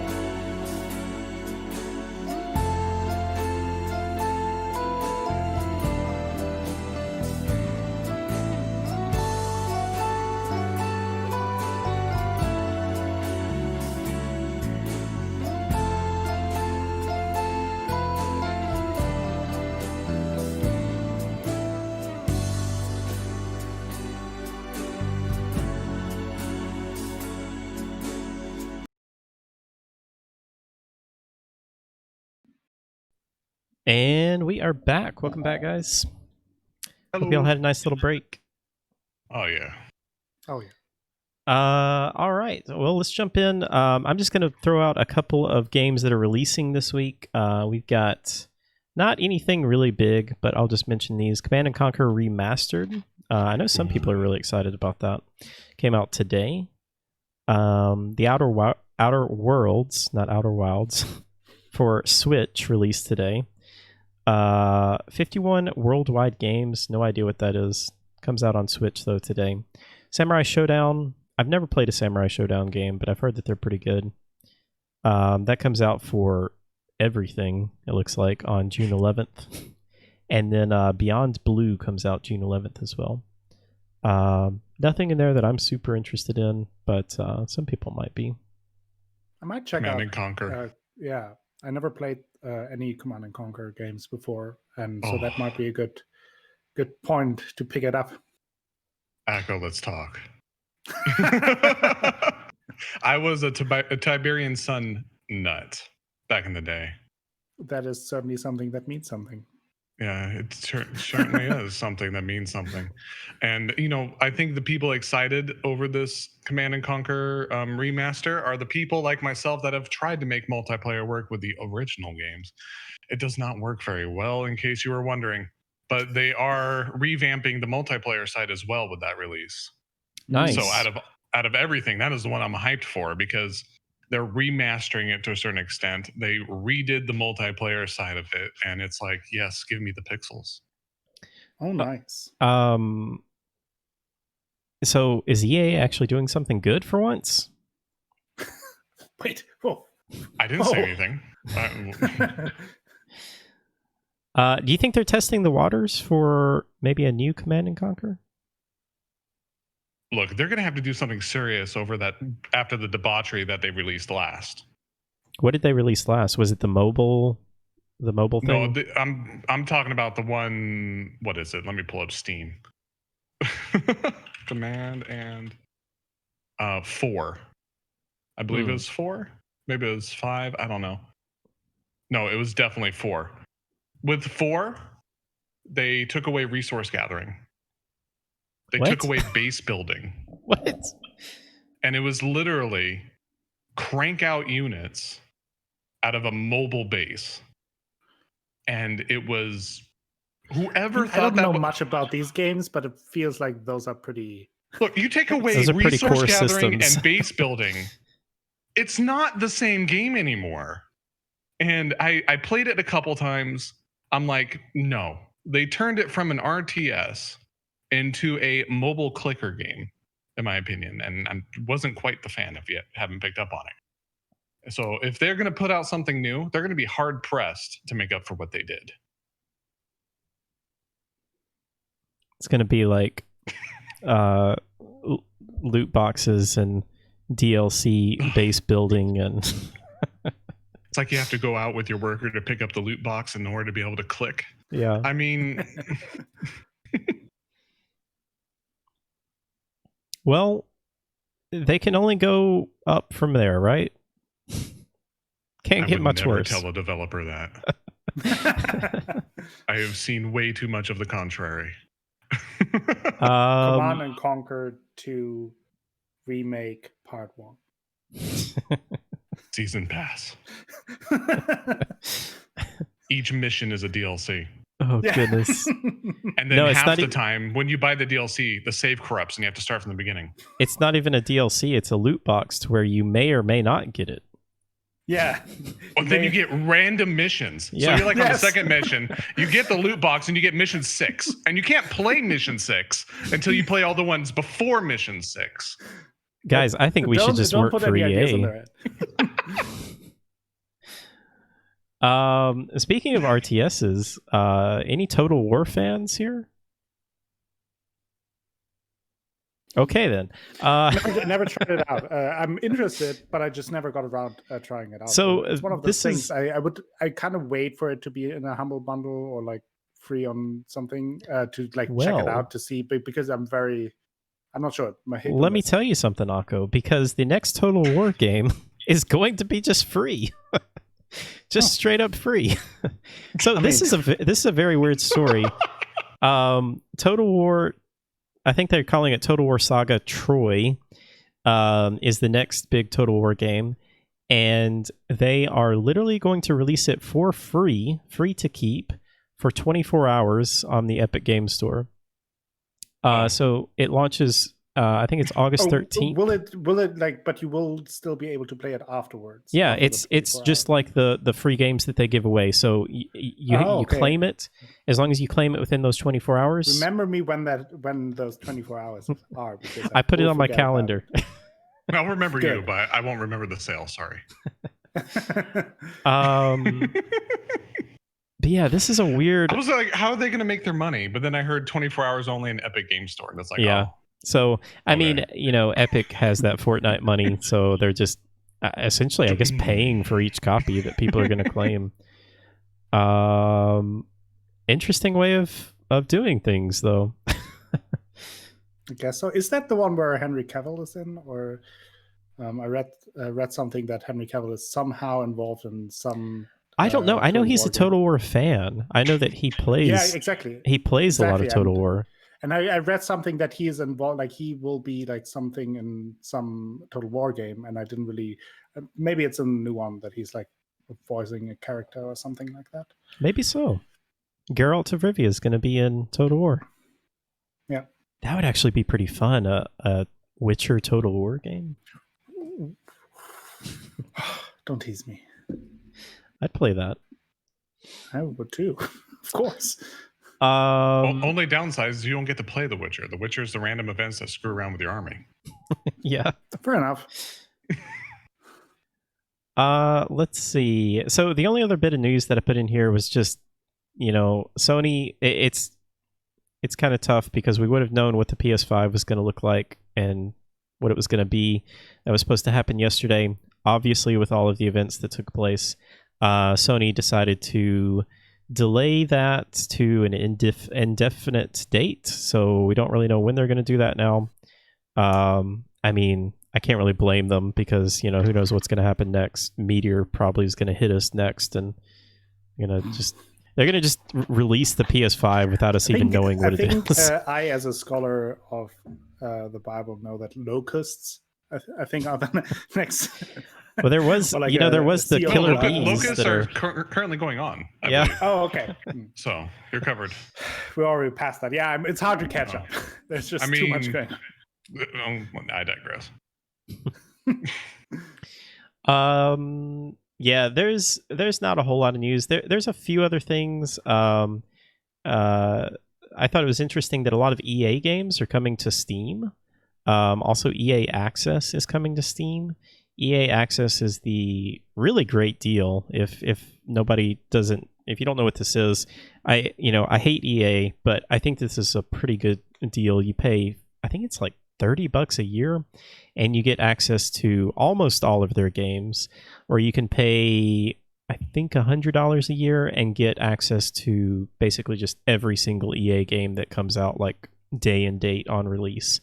But I would highly recommend the I think it's $5 a month or $30 a year, and you get a huge collection of games that you can just have access to. But they're bringing that to Steam along with a bunch of other games. I saw Crysis 3, the Dragon Age games are coming to Steam. I don't know if the Mass Effect games are coming to Steam. I think Mass Effect 1 and 2 were already on Steam, but it would be cool if 3 came to Steam. I think that is probably something that we will see more and more. Basically, the Netflix model for games, right? That we pay for a subscription and get like a bunch of games. Yeah, for that. We've got a lot already. I mean, Ubisoft does this. Xbox has their Game Pass. Sony kind of has this, although I don't really think it's as good of a deal as some of the other publishers. Of course, Origin has this. How do you guys feel about this? Do you like this model? Do you hate this model? Do you just are you indifferent about it? Kind of indifferent, because on one hand, like you get a better deal for your money overall. You pay less for more games, but the issue with that is also it creates that Netflix problem. First of all, will there be a bubble bursting at some point, and what happens then with my games? Yeah. If they stop that subscription base, then you don't have those games anymore. And also, it creates the issue of that you then need 5 different subscription services in the end to play different games, because they are not all in one. Yeah. So I think to a degree I like it, as long as you are still able to just individually buy the game. That's the thing, right? We still have the options. Yeah. But if we go towards like a complete Netflix model where the only ability to consume Stranger Things is to get a Netflix subscription, but then if you want to watch Game of Thrones, you need an HBO subscription, then I think then things will turn a little bit, because with games, again, like if I want to play Mass Effect, then it's cheaper maybe to get that subscription service, but then I'm bound to it for at least a month or so. And then if I play through the game on the weekend, then I want another game, need the Rockstar subscription service to play, I don't know, GTA 6 or whatever. And then all of a sudden you are still paying a bunch of money, and each month you pay $60 because you have 10 subscription services. You playing GTA 6? Do you know something we don't know? I can't tell you much, but Insider we're getting there. knowledge. Yeah. Do you have any of It's in these space any with of these zombies subscription and World War II. services, Squid? I just have the Humble Bundle. Okay. I've been supporting them since they first came out, basically, and then I continued on the classic plan. And- I've never really been a fan of the buffet style for digital goods.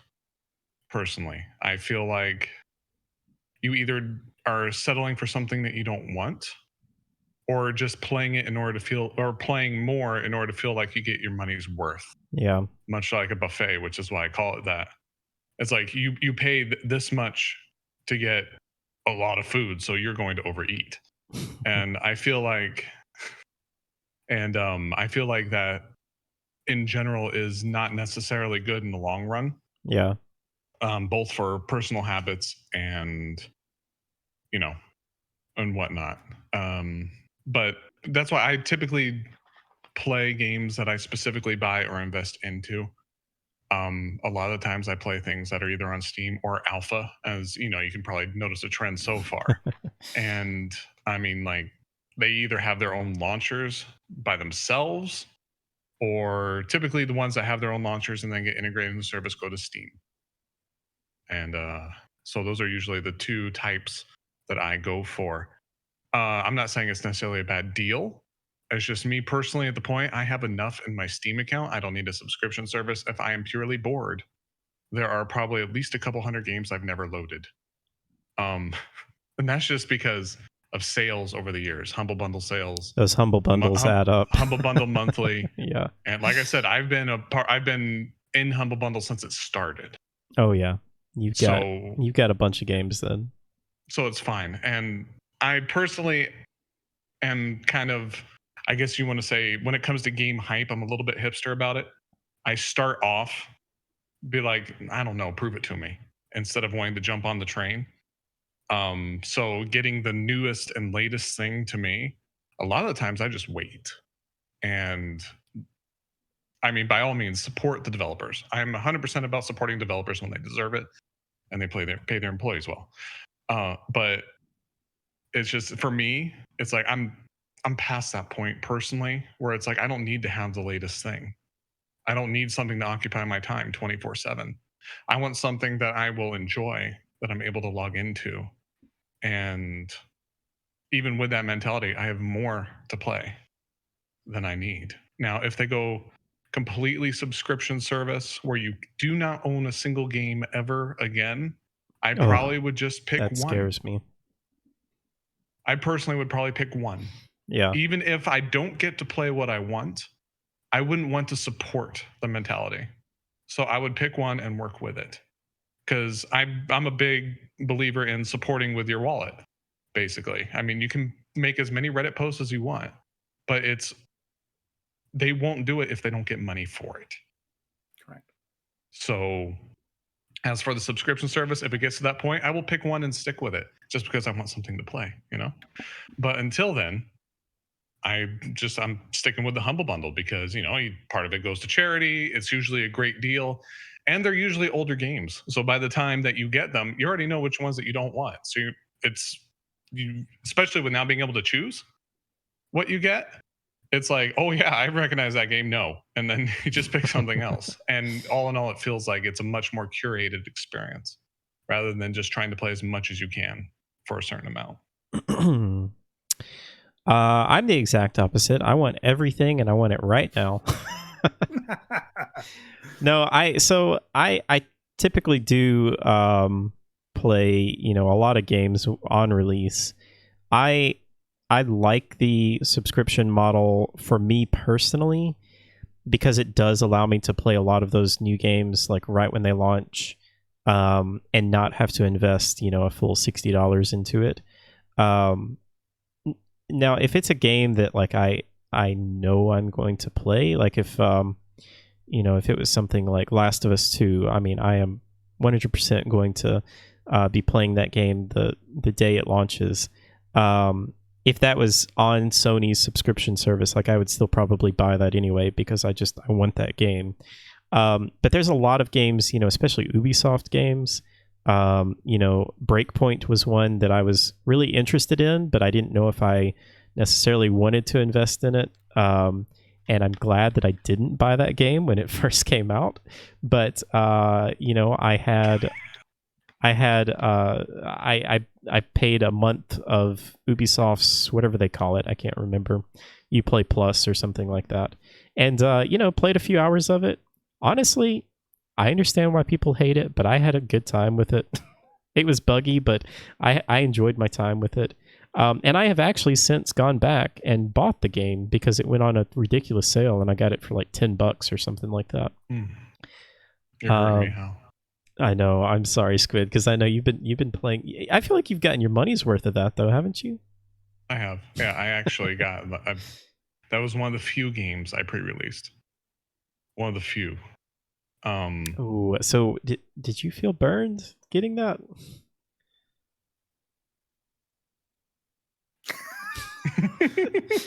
What made you want to pre-order that? Because I actually do have an extensive background in FPS, and any game that will allow me to do co-op and use that and experience that without triggering my issues is instantly appealing to me. Did you play Wildlands? No, I did not. So why didn't you buy Wildlands that was like $8? Because I wanted to start fresh. Yeah. I wanted to start fresh. If I was going to get into it, I wanted to start fresh. I wanted to start at the beginning, Fair basically, enough. and the open, and experience it through, the heartache of it all. I guess maybe I am a glutton for punishment. I'm not sure, but I mean, for what it's worth, I feel like Ubisoft deserves the credit that they stick with these games, and I mean they have massively improved Breakpoint, and they're still working on it. I think it has. I think that they are going to turn that game around. I hope so. I mean, I've stated before I don't really like to talk about what devs will do. Yeah. Because it tends to be severely disappointing. But I mean, with the recent changes, it has made promise. As somebody that actually played through the whole game and discovered the whole map and pretty much did every side quest in that game, I definitely got my money's worth, I would say. However, with the new game mode, I found it. One thing that really impressed me about it was the ability to bring somebody new in and it still be entertaining. The way they did scaling was fantastic. You could be end game and you can bring in a friend that just started, and the enemies are scaled individually to each player, even though you're assaulting the same base. So it didn't make it to the point where, well, you have to grind up in order to join me. If you had somebody that wanted to play with you, they could just play. Did you ever play any of the old Ghost Recon games? I was a Splinter Cell guy. Man, I want a new Splinter Cell so bad.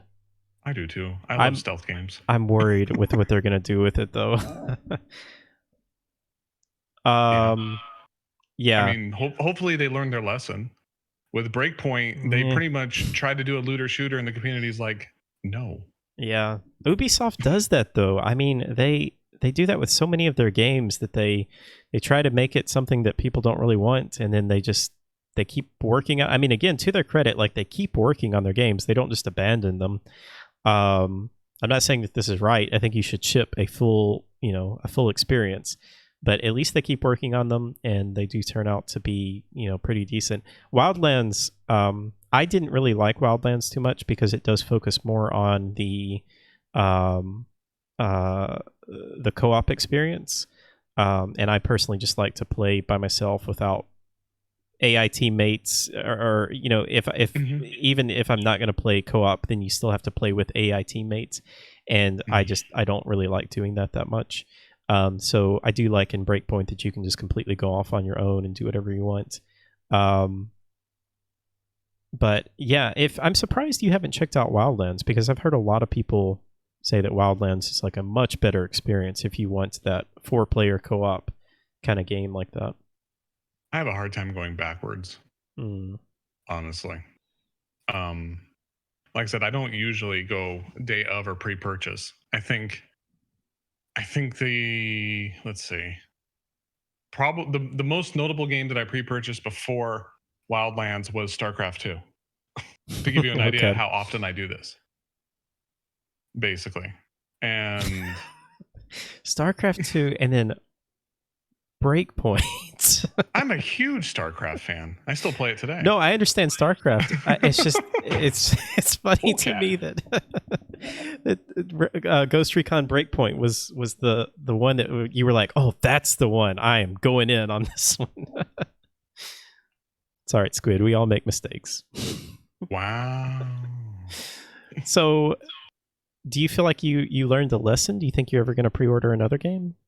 Oh, sure I will. I mean, sure. I kind of like what I did with Breakpoint is I made the best out of it. Yeah.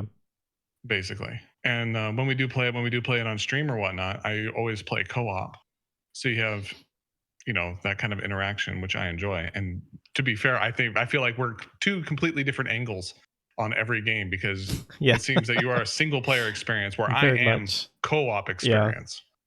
And so I am no experience. Akko's just right in the middle, literally. Look, you are the reason why I got Dark Souls 3, Akko. Just to be clear. Fair enough, yeah. And then you ended up playing it on a console. Yeah. Oh, you wanted to play with Akko, and oh man, we were two separate systems, no crossplay. Every game should have crossplay now, That's right? fine. I mean, there's no reason that we can all agree on. Yeah. I really hope that that's a thing going forward. Just every game crossplay. Absolutely. I mean, there is no the technical restrictions have been removed. Yeah, I think absolutely. it's just the legal restrictions now. And pretty much other than willingness, yeah, legal and profit. But the major legal restrictions that I know of in regards to different countries and crossplay is anytime that you have in-game currency to be able to be purchased. Because whenever you are able to buy something in a game, it is then under regulation and restriction of the country that you are buying it in. Well, simple solution, just get rid of all in-game currency. There, I fixed it. Nice.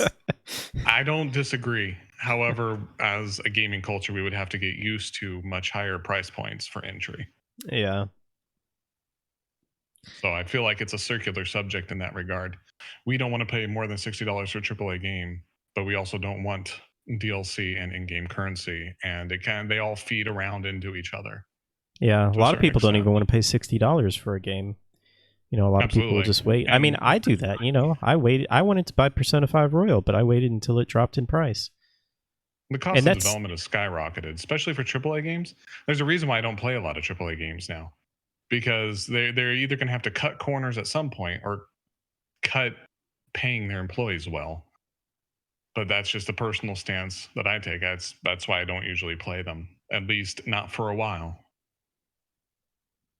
I think it's with a lot of things. We got so accustomed to a far too low price that now changing it, like not just in gaming, but you have it in a lot of things where we're just accustomed to a certain price, and it's just the consequences, or we either we ignore or are not aware of why the prices are still so low and it's profitable. And yes, it is like industries can change it, but that would require some changes for the consumer as well. And don't get me wrong, I'm not saying that they're not money hungry. I'm not saying that they couldn't cut costs on their end as well. You know, it's a profit business. They're in it for a profit, hands down. Whenever you get to that kind of a size, they're in for a profit. It's one of the reasons. I mean, even indie developers, sure, they're making it for the love of the game, but they still want a profit because they have to live too. Yeah, absolutely. I mean, sure. that's not a wrong mentality. No, I don't think. not at all. But like to touch on what Akko was saying, we are creatures of habit, and anytime that you're going to change any habit, whether it be the price that you expect something to be or not, it's going to have to be a very consistent change across the board in order for it, and not one that's to me, that is one of the biggest. I understand competition is good, but having so many different platforms, I feel like that competition is going to help feed the expectancy. Because sure, what if this platform says, you know what, AAA games should be $90, but we're not going to have this, and that. People are just going to see that price tag, and then this over here, well, we're going to have it for 80. This over here, we're going to have it for 75. And that is both the beauty and the curse of competition. Is at the end of the day, what should the price really be? And really, the creators are the only ones to determine that. And it's just it just blossoms from there in every direction. Do you guys remember, Akko, you might not because you've been on console for the most part, but Squid might. PC games always used to be $50. Or less, yeah, up until, but I mean, like new AAA PC games, they would be $50, and Xbox and PS4 games would be $60. And then, do you guys remember what game it was that was the first one that went $60, and then like everyone went up to that? Nope. I don't remember which one it was, but it was a Call of Duty game. I think it was. Color me surprised. It was either Black Ops 1 or Where's Call my of Duty Medal of Honor 4. guy? Honk again. Yeah, I thought that was so interesting because I used to bring that up and like everybody was like, well, they've always been $60, but I was like, no, they haven't. PC games used to always be $50. And then, $49.99. Yep, exactly. Yeah, I thought that was interesting. Yeah, I wonder if anybody's going to jump the gun and put out, $70, $80 price tag. It would definitely be interesting to see how both the public and the other platforms react to that. Yeah. I think for that to happen, whatever game that is, it needs to, it kind of needs to present a reason to the public as to why it's more expensive than other games. And that will be hard to justify, but I think it would need something like that. Oh, this game has this special feature, which is why it's or it's so ginormous. But something I could see Rockstar doing this with the next GTA game. Base edition is $80 or something like that. In order to win over at least some public opinion, it's going to have to be a developer that's either well off enough to be able to survive the backlash from it. Yeah. But also transparent enough in how they do their own business in order to gain some sort of public trust that they're not just going for more profit. And they need a bunch of trust credit already in the bank. I think Rockstar is a good call there, where they are known for quality games. If you like those types of games, you get your money worth out of a GTA, out of a Red Dead Redemption. You will get a good product. So I think with that credit in the bank, they can be like, hey, GTA 6, Red Dead Redemption 3, it will be absolutely massive. We're pushing the boundaries, but it will also cost $80. And they could do that because the fan base will be like, well, that's a lot of money, but I really want to see that game, and I know that they will deliver. Maybe even someone like CD Projekt Red could have done that with Cyberpunk. There's like the people who love The Witcher, maybe. I say maybe, but like you need that support and the track record of delivering what your fan base wants for them to push the price a little bit up, for them to be like, okay, well, but I know they will give me what I want, so I'm willing to pay $20 more. Well, I feel like at the same time they need to have the business sense and the appropriate way to describe, to add on to what you're saying. This is going to be this. Yes. This is why. And I feel like a lot of companies in general treat the public like they're stupid when they're not. Sure, the public in a general sense can have a very herd mentality. This person's doing this, so we're all going to go. That doesn't make them individually stupid. And we're entering a day and age where a lot of people are individually able to get their own information and be able to make their own decisions in that regard. So I feel like what you're saying, use that previous credit. Say it's going to be an $80 game. Because you're not only because of this, and that, as in how quality the game is going to be, but also because we pay our employees well, because this, that, and whatever. Be more transparent with it. Because as the people that are going to spend $80 are probably already in the same demographic that have either the resources or the know-how or the willingness to actually care about how the developers are treating their employees and what they're doing. I feel like a certain amount of transparency is required in order to win. Let's be honest, like if you can pay $60 on launch, you probably also can pay $70 or $80 on launch, or save up for it. Like if that's the game that you want to play immediately and want it at full price, those $20 you can save them up as well. So it's really not about like the monetary reason from the consumer. It is like you said, like there needs to be a reason behind it. And as you were saying that, I thought another thing that could push us towards that which would give the developers kind of an excuse to push the price higher, would be if we actually get some unionization in the game development front, where they then, now we have to pay them more, which also means we have to make the games more expensive. That's not our fault. Blame that stupid union. That would be more the scumbaggy way to approach that. But I think it would be the same. The corporate cop-out.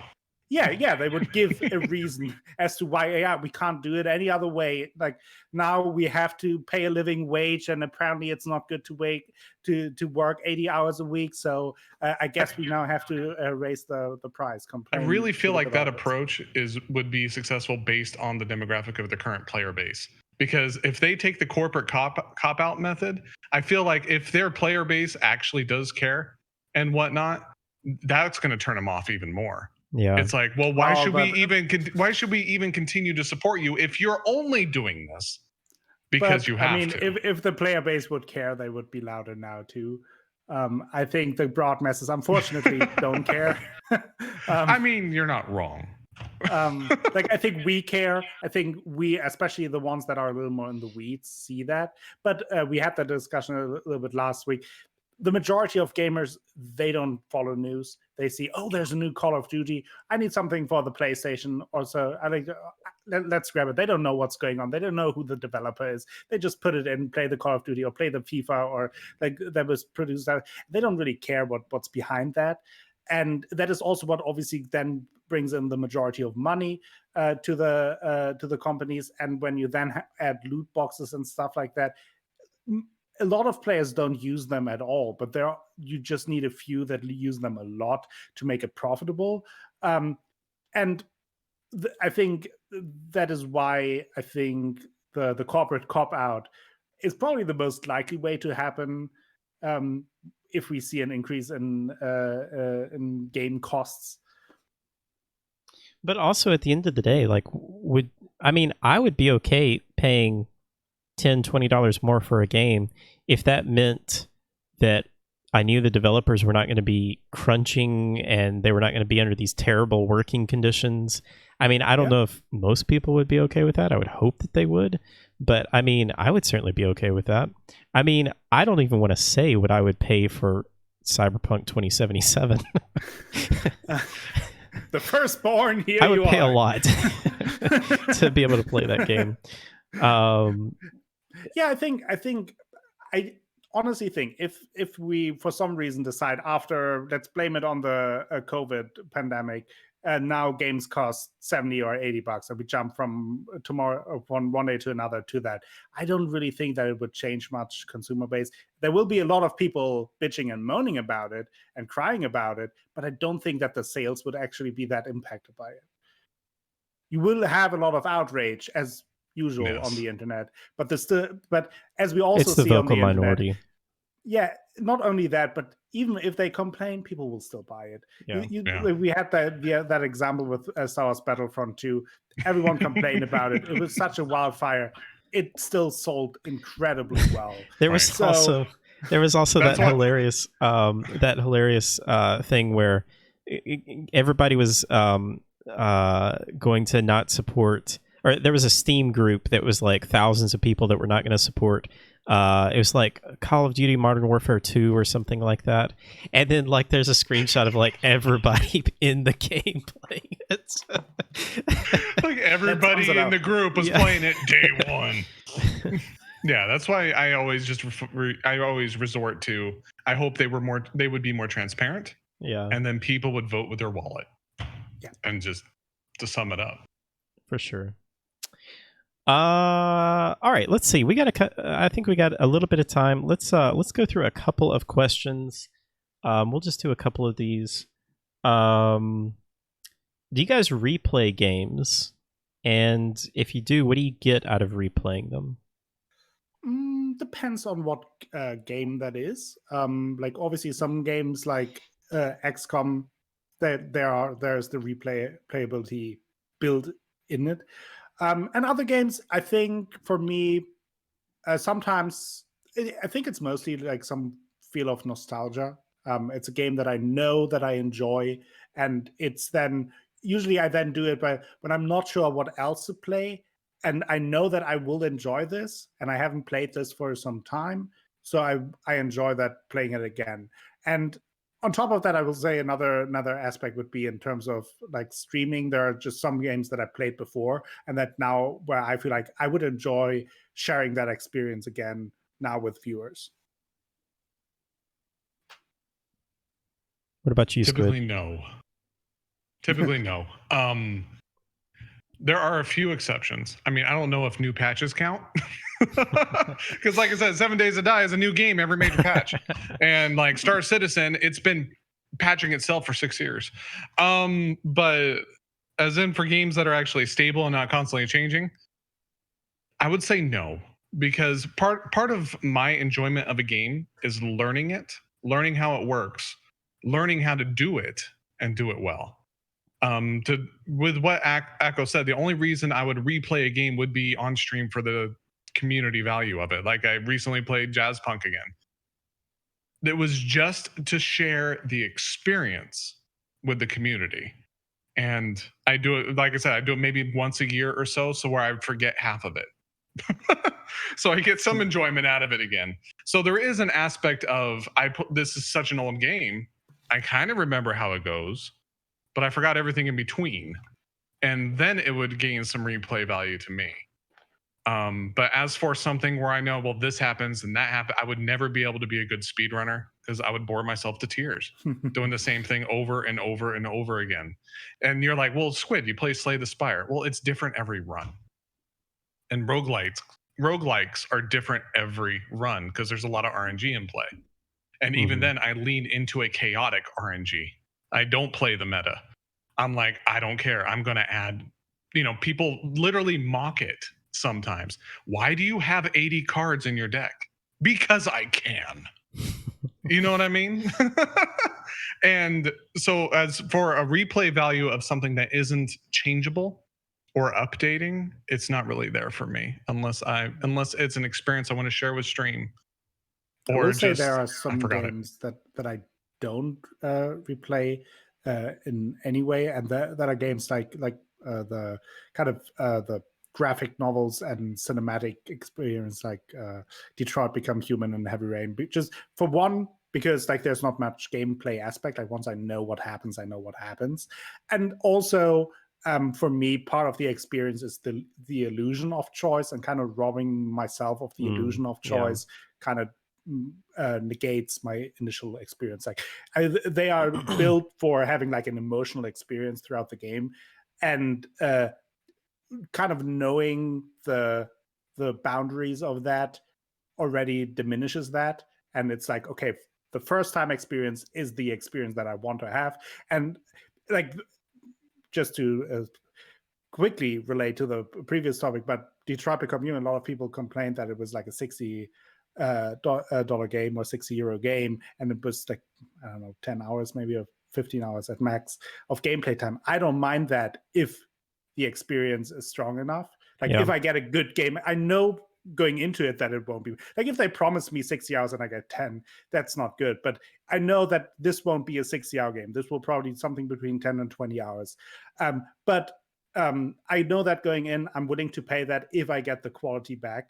And but also once I played through it, I'm done with it. Like I had that experience. It's kind of like going to a movie for me. I watched that movie. I don't have to watch that movie twice in the cinema. So I was going to ask that. Do you guys rewatch movies? I don't watch movies. All the time. Really? I don't watch movies. 2 reasons. It's very hard to get an actual show or movie for me, get me interested. Because if I can, I'm for me, the devil's in the details. Basically, I'm very, very detail oriented kind of a person. And if it's not really good writing, I can typically tell in the first 15 minutes where the whole damn movie's going. And that just ruins it for me. Because I'm like, oh, okay, they're going to do this. So the trope is this. So they're going to go over there or whatever. Boom. I drive my wife nuts all the time because she'll be watching a movie. I'll stand there and watch it for 2 minutes and be like, that's the bad guy. That one's going to die. And that one has about a 75% chance of actually being the hero. And then I just walk out of the room, and then I hear her change to another movie because I ruined it for her. Oh. But I know I try to tone down on it. But for me, the same reason, like Akko was saying, that's one of the reasons why I don't replay, is because I actually remember. When I play through a game, I play slowly and thoroughly, and then I tend to remember it. And so there's literally, for me, nothing to go back to. And Akko, what did you say about movies? You rewatch them? Yeah, I do. I think for me with movies, it's weird, and like it is kind of contradictory to what I just said. But there, I don't mind it. Like I can re-experience that, and I especially if I watch a movie with someone else, like it's like re-experiencing that is a little bit different. But they're just I think movies, because they're just shorter. It's like, okay, 2.5, 3 hours. It's also easier to forget things. So and also it's not unless you're much Squid. of a unless you're Squid. But but even more so, I think it's less of a time investment. Like if I start a game, like I know that like what's the point in starting if I don't play through it? Kind of. So then I could start a new game instead. Whereas if I replay a game, well, I at least go into with the intention of finishing it, which is then at least like 10 hours or something, which is 3 movies. So I think a movie like, I have nothing else to do. I know this movie. I like this movie. Why not watch it on the side? It's a little bit different than actively playing something that you already know. Yeah, I feel like I am all over the place on this because there are definitely games that I replay. A lot of times it's shorter games. Like What Remains of Edith Finch is a game that I just recently replayed. And I mean, that is literally like a movie. It's like a 2-hour game. And I really, really enjoyed going back through and replaying that. I also am like, once again, the exact opposite of Squid. I forget things so quickly and forget them so easily, and especially details in games. And so I can very often go back through a game and not fully experience like a first playthrough, but forget a lot of things. Like with Soma, I mean, it had been about 5 years since I had played that game, and I obviously remembered like the ending and like the main kind of twist of the game, But there were a lot of things that I played and like felt like I was experiencing it for the first time. There's also a lot of games that I will literally just like boot up, and just because I just want to like experience the first 2 hours of that game or something like that. Which I think I'm probably pretty much in the minority with that. I know a lot of people don't like that. What'd you say? To be fair, the first couple hours of a lot of games are the best parts. Yeah. Unfortunately. I just said that's interesting. That's an interesting aspect. Yeah. Yeah. I feel like, I mean, developers, whether it be for time or money, tend to taper off after a couple hours. Yeah. In games, a little bit. And then it just becomes. I think it's also because like games like so we have more. You want to hook the attention of the audience immediately before they switch to another game. So. Yeah, I mean that's advertising in a nutshell. You got to get them in the first however many seconds, or else they're going to go somewhere else. Yeah. Interesting answers though. Yeah, I like that.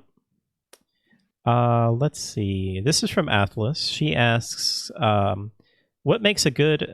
This is kind of a good answer or a good question to go along with this. What makes a good stream game versus a game just to play on your own? I mean, again, it depends, obviously. But I would say for me personally, games where it's basically part of the game to do for long stretches of time to do nothing, kind of I struggle with, because just I feel like there's always kind of the somewhat of an inherent pressure that I put on myself to kind of do something to entertain. Yeah. So so there needs to be some kind of flow going on. And I think generally speaking, also just games that are where you can be communicative with your audience helps as well. Not always, there are always exceptions, but generally speaking, something where it's not necessary to be 100% locked in all the time, where there are moments where you communicate, it helps. Because in the end, the games that kind of ask that of you, you also have because you cannot be focused on the game 100% because you're doing other stuff, you're also diminishing your experience a little bit. So I think generally speaking, games where are able to communicate a little bit, that have some kind of levity to it as well, lend themselves a little bit better to streaming than games where you have to be 100% focused, or where there's a lot of empty time to fill. So yeah, that would be my call. I completely agree on a lot of those points. Interactivity with chat is the number one for me. I believe that this is an interactive platform, and if you're not going, I feel like if I'm ignoring chat, I might as well be making a video and not streaming. That's my personal opinion. Because like Akko said, I would be able to do the gameplay better, and I would be interrupting the game less at that point. But for games that I play, absolutely, I have to be able to interact with chat. Sometimes, off and on, I'll play story-based games, and I refuse to talk during cutscenes unless it's absolutely necessary. But other than that, I mean, I would literally be like in the camera while the cutscene's going. I see that. I'll get back to you. But like this really hit home a while ago when I was actually streaming a bit of Overwatch, when I was pushing my limits of my own physical capabilities. And I found myself a lot of the times in the heat of the fight going, hold on, I'll get back to you on that. Hold on, I'll get back to you on that. Hold on, we're going to lose the point. I'll get right back to you on that. And that really struck home for me because I felt like I was, one, distracted from the game and not playing it in a team setting, and two, distracted from chat and not interacting with them to the fullest of my ability. Does that mean I'm always 100% reading all of chat and responding to it? No, not necessarily. But at least I like to play things where I have the option to. That way, when I feel like, this would be a great time to address what's going on, I am available to do so, is extremely important to me. Yeah. Now, like what Akko said, there is definitely an internal pressure on streamers to be entertaining. I mean, that's what we're doing, is trying to provide some form of entertainment. That's what I've been doing wrong. As everybody laughs at what you said, so I see what you did there. Okay, we have different forms of entertainment. Some of us are comedic, which I feel horribly at. But I digress. Hello. But I'm a bit of a space cadet. I'm sorry. Hey, thank you. Sorry, kid. I had a dad for a second. No worries. What was I saying? This is common. I'm sorry. But it's very important to me to be interactive with the community because I believe, like I said earlier, Twitch is very so much a community platform. Mm-hmm. And that's what distinguishes it from other types of platforms like YouTube or whatnot in the non-streaming environment is the ability to build a community. And to build a community, you need communication. So I believe that goes into my choices of gameplay. Now, I love story games. I love a good story. But like I already said, if it's not well written, just like a movie, I'm not interested. One of the games I played recently was Layers of Fear 2. I felt like that was well written. And that's when I will play a story game, when I want to share the experience. And even then, I will accept, okay, I'm going to die over ignoring chat. And I will just accept death and replay it if I'm in that position. I will accept death. There you go. That's the dedication. See, that is why I ran into all the traps and Divinity. Yeah, Echo's reading chat.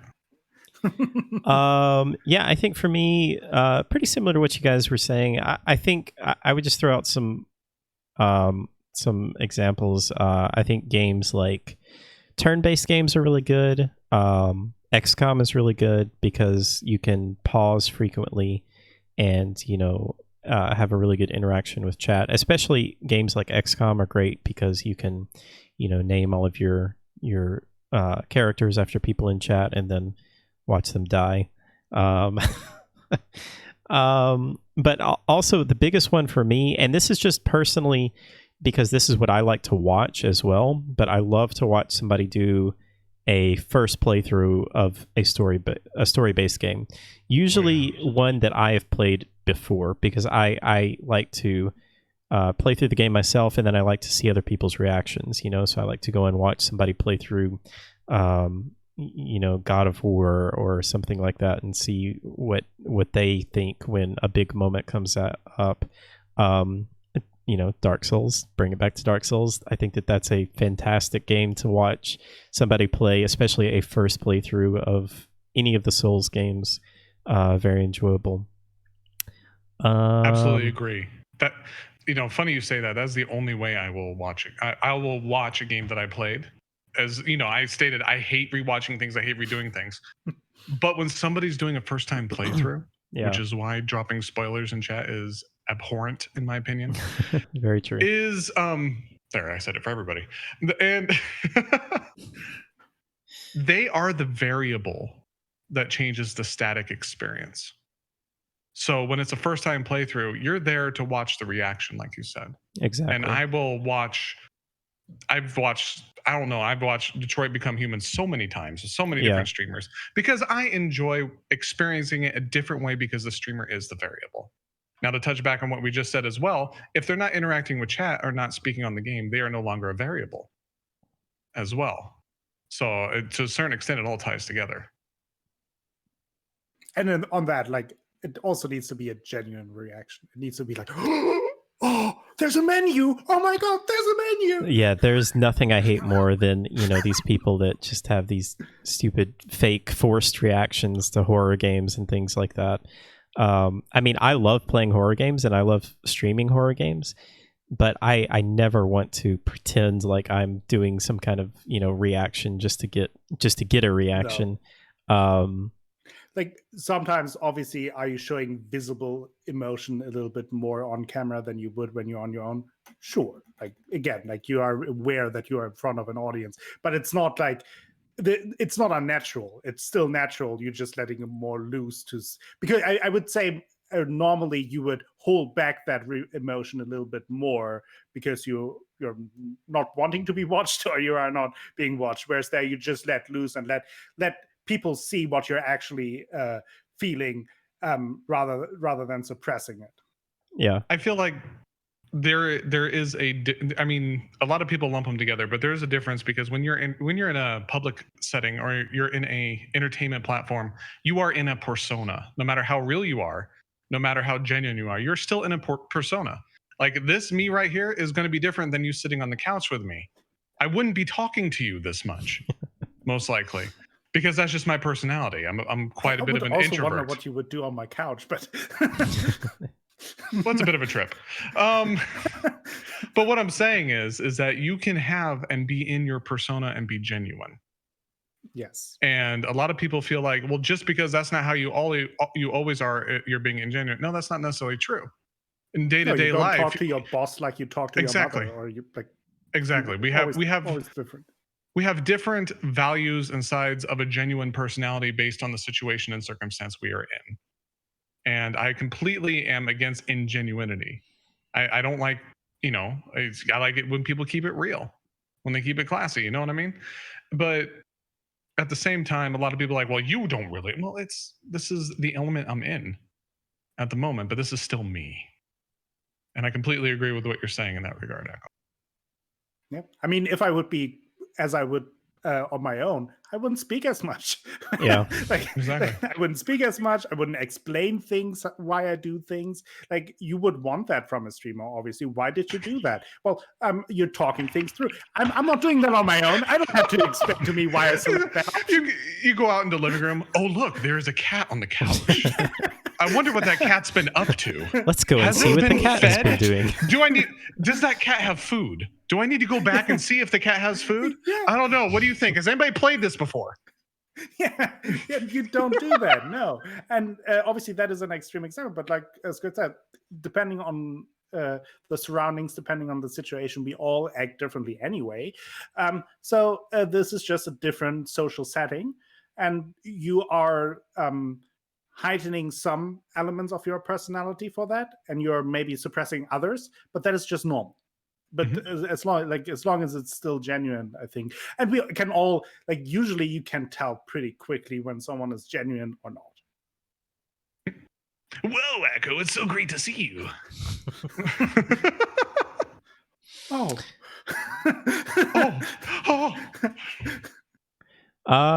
Let's do one more. All right, Vermalt asks if you guys would, and actually could, make a game. What type of game would it be, and what would be the general storyline? Kind of a big question. I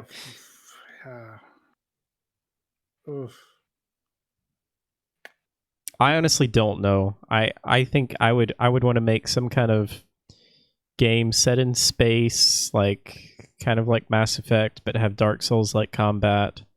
And where do I kickstart this? It'll be up tomorrow on my Kickstarter.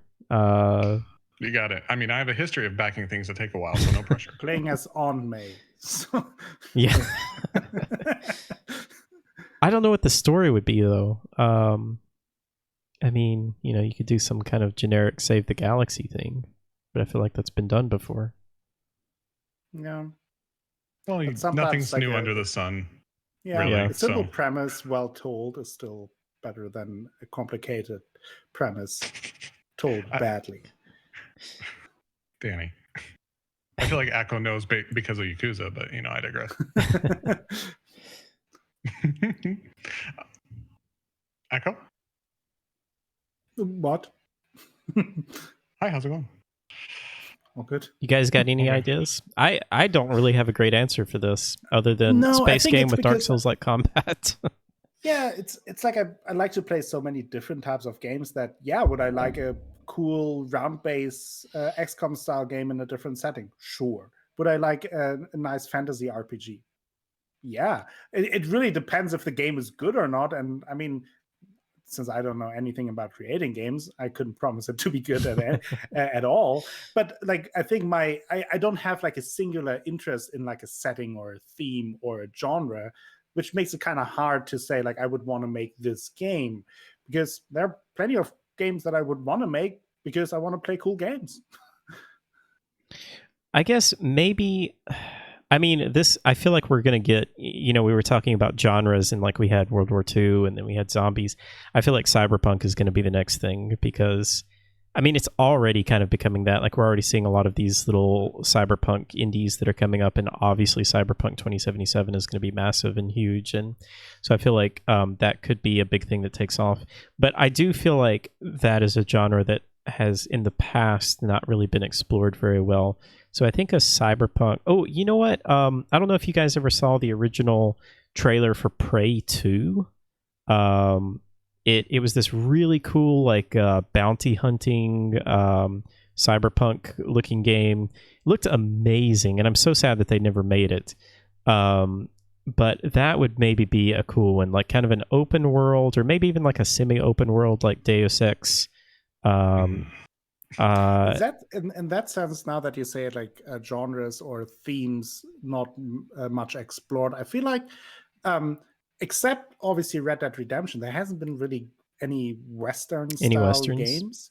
And I think obviously it's hard to compete then if you obviously now compare to Red Dead Redemption, but still that is like an era that where there would be more possible with different styles of games. And another thing, kind of like what is it called, Kingdom Come Deliverance, like actual realistic medieval like historical games. Yeah, we don't have much of that either. It's all fantasy, with fantasy aspects, but like historic medieval time games, or even historic like Roman Empire, or like just generally historic. It's more like, okay, you have Assassin's Creed, but other than that, there's really nothing that really dips into quote unquote real history. Ooh, you know what else I would want is a game that involves time travel. Like, done really well. Time travel is really, really difficult to do. But I feel like that was a hit like in the 90s. I feel like we already went through a wave of that. Yeah. I wouldn't mind another one though. I mean, it has a lot of possibilities, which makes it hard. It has a lot of. It can literally be whatever you want, especially depending on which branch of time travel you subscribe to at the moment. A time travel Western XCOM game in space with Dark Souls-like combat. There you go. As long as it has a stamina bar, I think Cal will be happy. Yeah. Personally, I think it would be an MMO sandbox. Honestly, because my idea of a good game is a game that leans into the multiplayer. I want to be able to log in with friends, go to the bar, and play some poker. Just sit down, order a drink, play some poker, get up, go out, do whatever. It's true, you can't do that in Red Dead Online. But that's kind of my feel of being able to easily get with friends and just experience a world is, for me, my favorite type of gameplay, where it literally makes it where your own desire and imagination is really the limit within the constraints of the engine and what they have developed. But yeah, it's because personally, like I've said it before, like I would love to log in and run a hot dog stand in a busy city and just serve hot dogs to random players. Have you ever played? No, I haven't played GTA. I was gonna ask, but I've been tempted. Yeah, and things like that. It's kind of what I like. What I like to do. The reason why I haven't really gotten the GTA is I got into Star Citizen instead, hoping at some point to get to that level because I am a space nut as well. So I mean that is kind of that in space. Space hot dogs. Yeah. I mean they just added eating and drinking. So eventually I wouldn't mind, doing space trucking for food and setting up a little hot dog stand. I'd enjoy it. But yeah, that would be my type of a game. Is just something easily played with other people that you'd be able to just be in, do whatever. It is really interesting. I think it's honestly fascinating. I don't think any of us are really big Fortnite players here. I actually played it a little bit recently. Did you really? But yeah. Is this where I admit that I'm an original Fortnite supporter that backs Well, PvE before yeah. PvP? I know. I always thought the original PvE looked pretty interesting. I enjoyed it tremendously, and then well, what I was going to say, I think it is really interesting what they are doing in Fortnite with the community type things, where like they literally showed the trailer for the for Tenet, the next what's his name, the guy that made Interstellar, and Christopher Nolan, the next Christopher Nolan movie. They literally showed the trailer for that in the game. They have concerts in the game. Yeah. I do think it's fascinating what they are doing in that space. The way they tease new seasons, and so it's a very creative way. Like, you gotta hand it to them there, even if you don't like Epic or the game. But like they are thinking outside the box in terms of how to build a community and how to keep the community interesting. Because like they create this fear of missing out for people who stop playing. Because if you're not playing, you're missing out. Yeah, I hate that the driving force of gameplay is FOMO. To me, it almost feels like a predatory practice, honestly, because you're manipulating people into your content. You're getting them pulled in, and then they don't want to leave. I understand that's what advertising is, but there's a certain extent where it's like, it's just a little too much. I kind of, like I said, what Hal was saying, I kind of enjoy what they are doing and the concept of that. For me, the main reason why I stopped playing Overwatch was the community. And the reason why I stopped playing Fortnite when PvP became popular was the community. Because even when PvP became popular, they came into the PvE in order to get the credits to get their battle pass. And it ruined the PvE for me in that regard. Because the direction the community went. Are they still working on that? Like, have they scrapped that, or is that still a thing? I haven't opened it in a year. I don't know. I think there is now a creative mode, and they are now also exploring different game modes more, aside from the Battle Royale, but they mostly are... Well, it started with Save the World. It was developed as Save the World. And then when Bluehole developed their game, and it became insanely popular, they're like, hey, there's the money. And then they made a PvP mode out of the PvE. They literally took the assets and the development of the engine that was supported by the backers for something completely different and created the PvP. Was it successful? Yes. Was it a good business move? Yes. Do I blame them for doing it? No. But they did ruin the PvE in the process. Yeah. It was a shitty move. It is a corporate move that makes business sense, but it's still a pretty shitty move. Well, guys, I think that's going to do it for us. We always leave on such a high note. You asked the questions. I know. Look, I'm ready to back the time travel sandbox MMO Western XCOM game in space with Dark Souls combat where you can run a hot dog stand. Let's go. Let's do it. Take my money now. The DLC can be jelly time. Yeah. To bring us back to a high point, Squidgeneer, thank you so much for joining us. Really appreciate it. Everyone, please go and check out Squid's content. What do you got coming up? What are you playing next? We are actually playing more Chimera Squad tonight, and we're redoing the first mission I've died in, so it should be fun. Very cool. Akko, what about you? What's coming up for you? I plan on streaming tomorrow. Kind of depends when or if I get back from the protest. And please be safe. I don't think it will be that bad here. Talking about ending on a high note. No, but I plan on streaming tomorrow. Not sure what though, depending on how I start and when I start. But other than that, on Sunday, maybe the end of Outer Wilds and Assassin's Creed Odyssey will continue for the next 3 years as well. Very cool. Yeah, I've got probably some random Persona streams coming up. And then my normal stream times, I'll be starting The Last of Us next week in preparation for Last of Us 2. So we're going to play Last of Us 1 and the DLC leading up to Last of Us 2. Super excited about that. Another very joyful, exciting, relaxing, stress-free game that I'm super excited to play.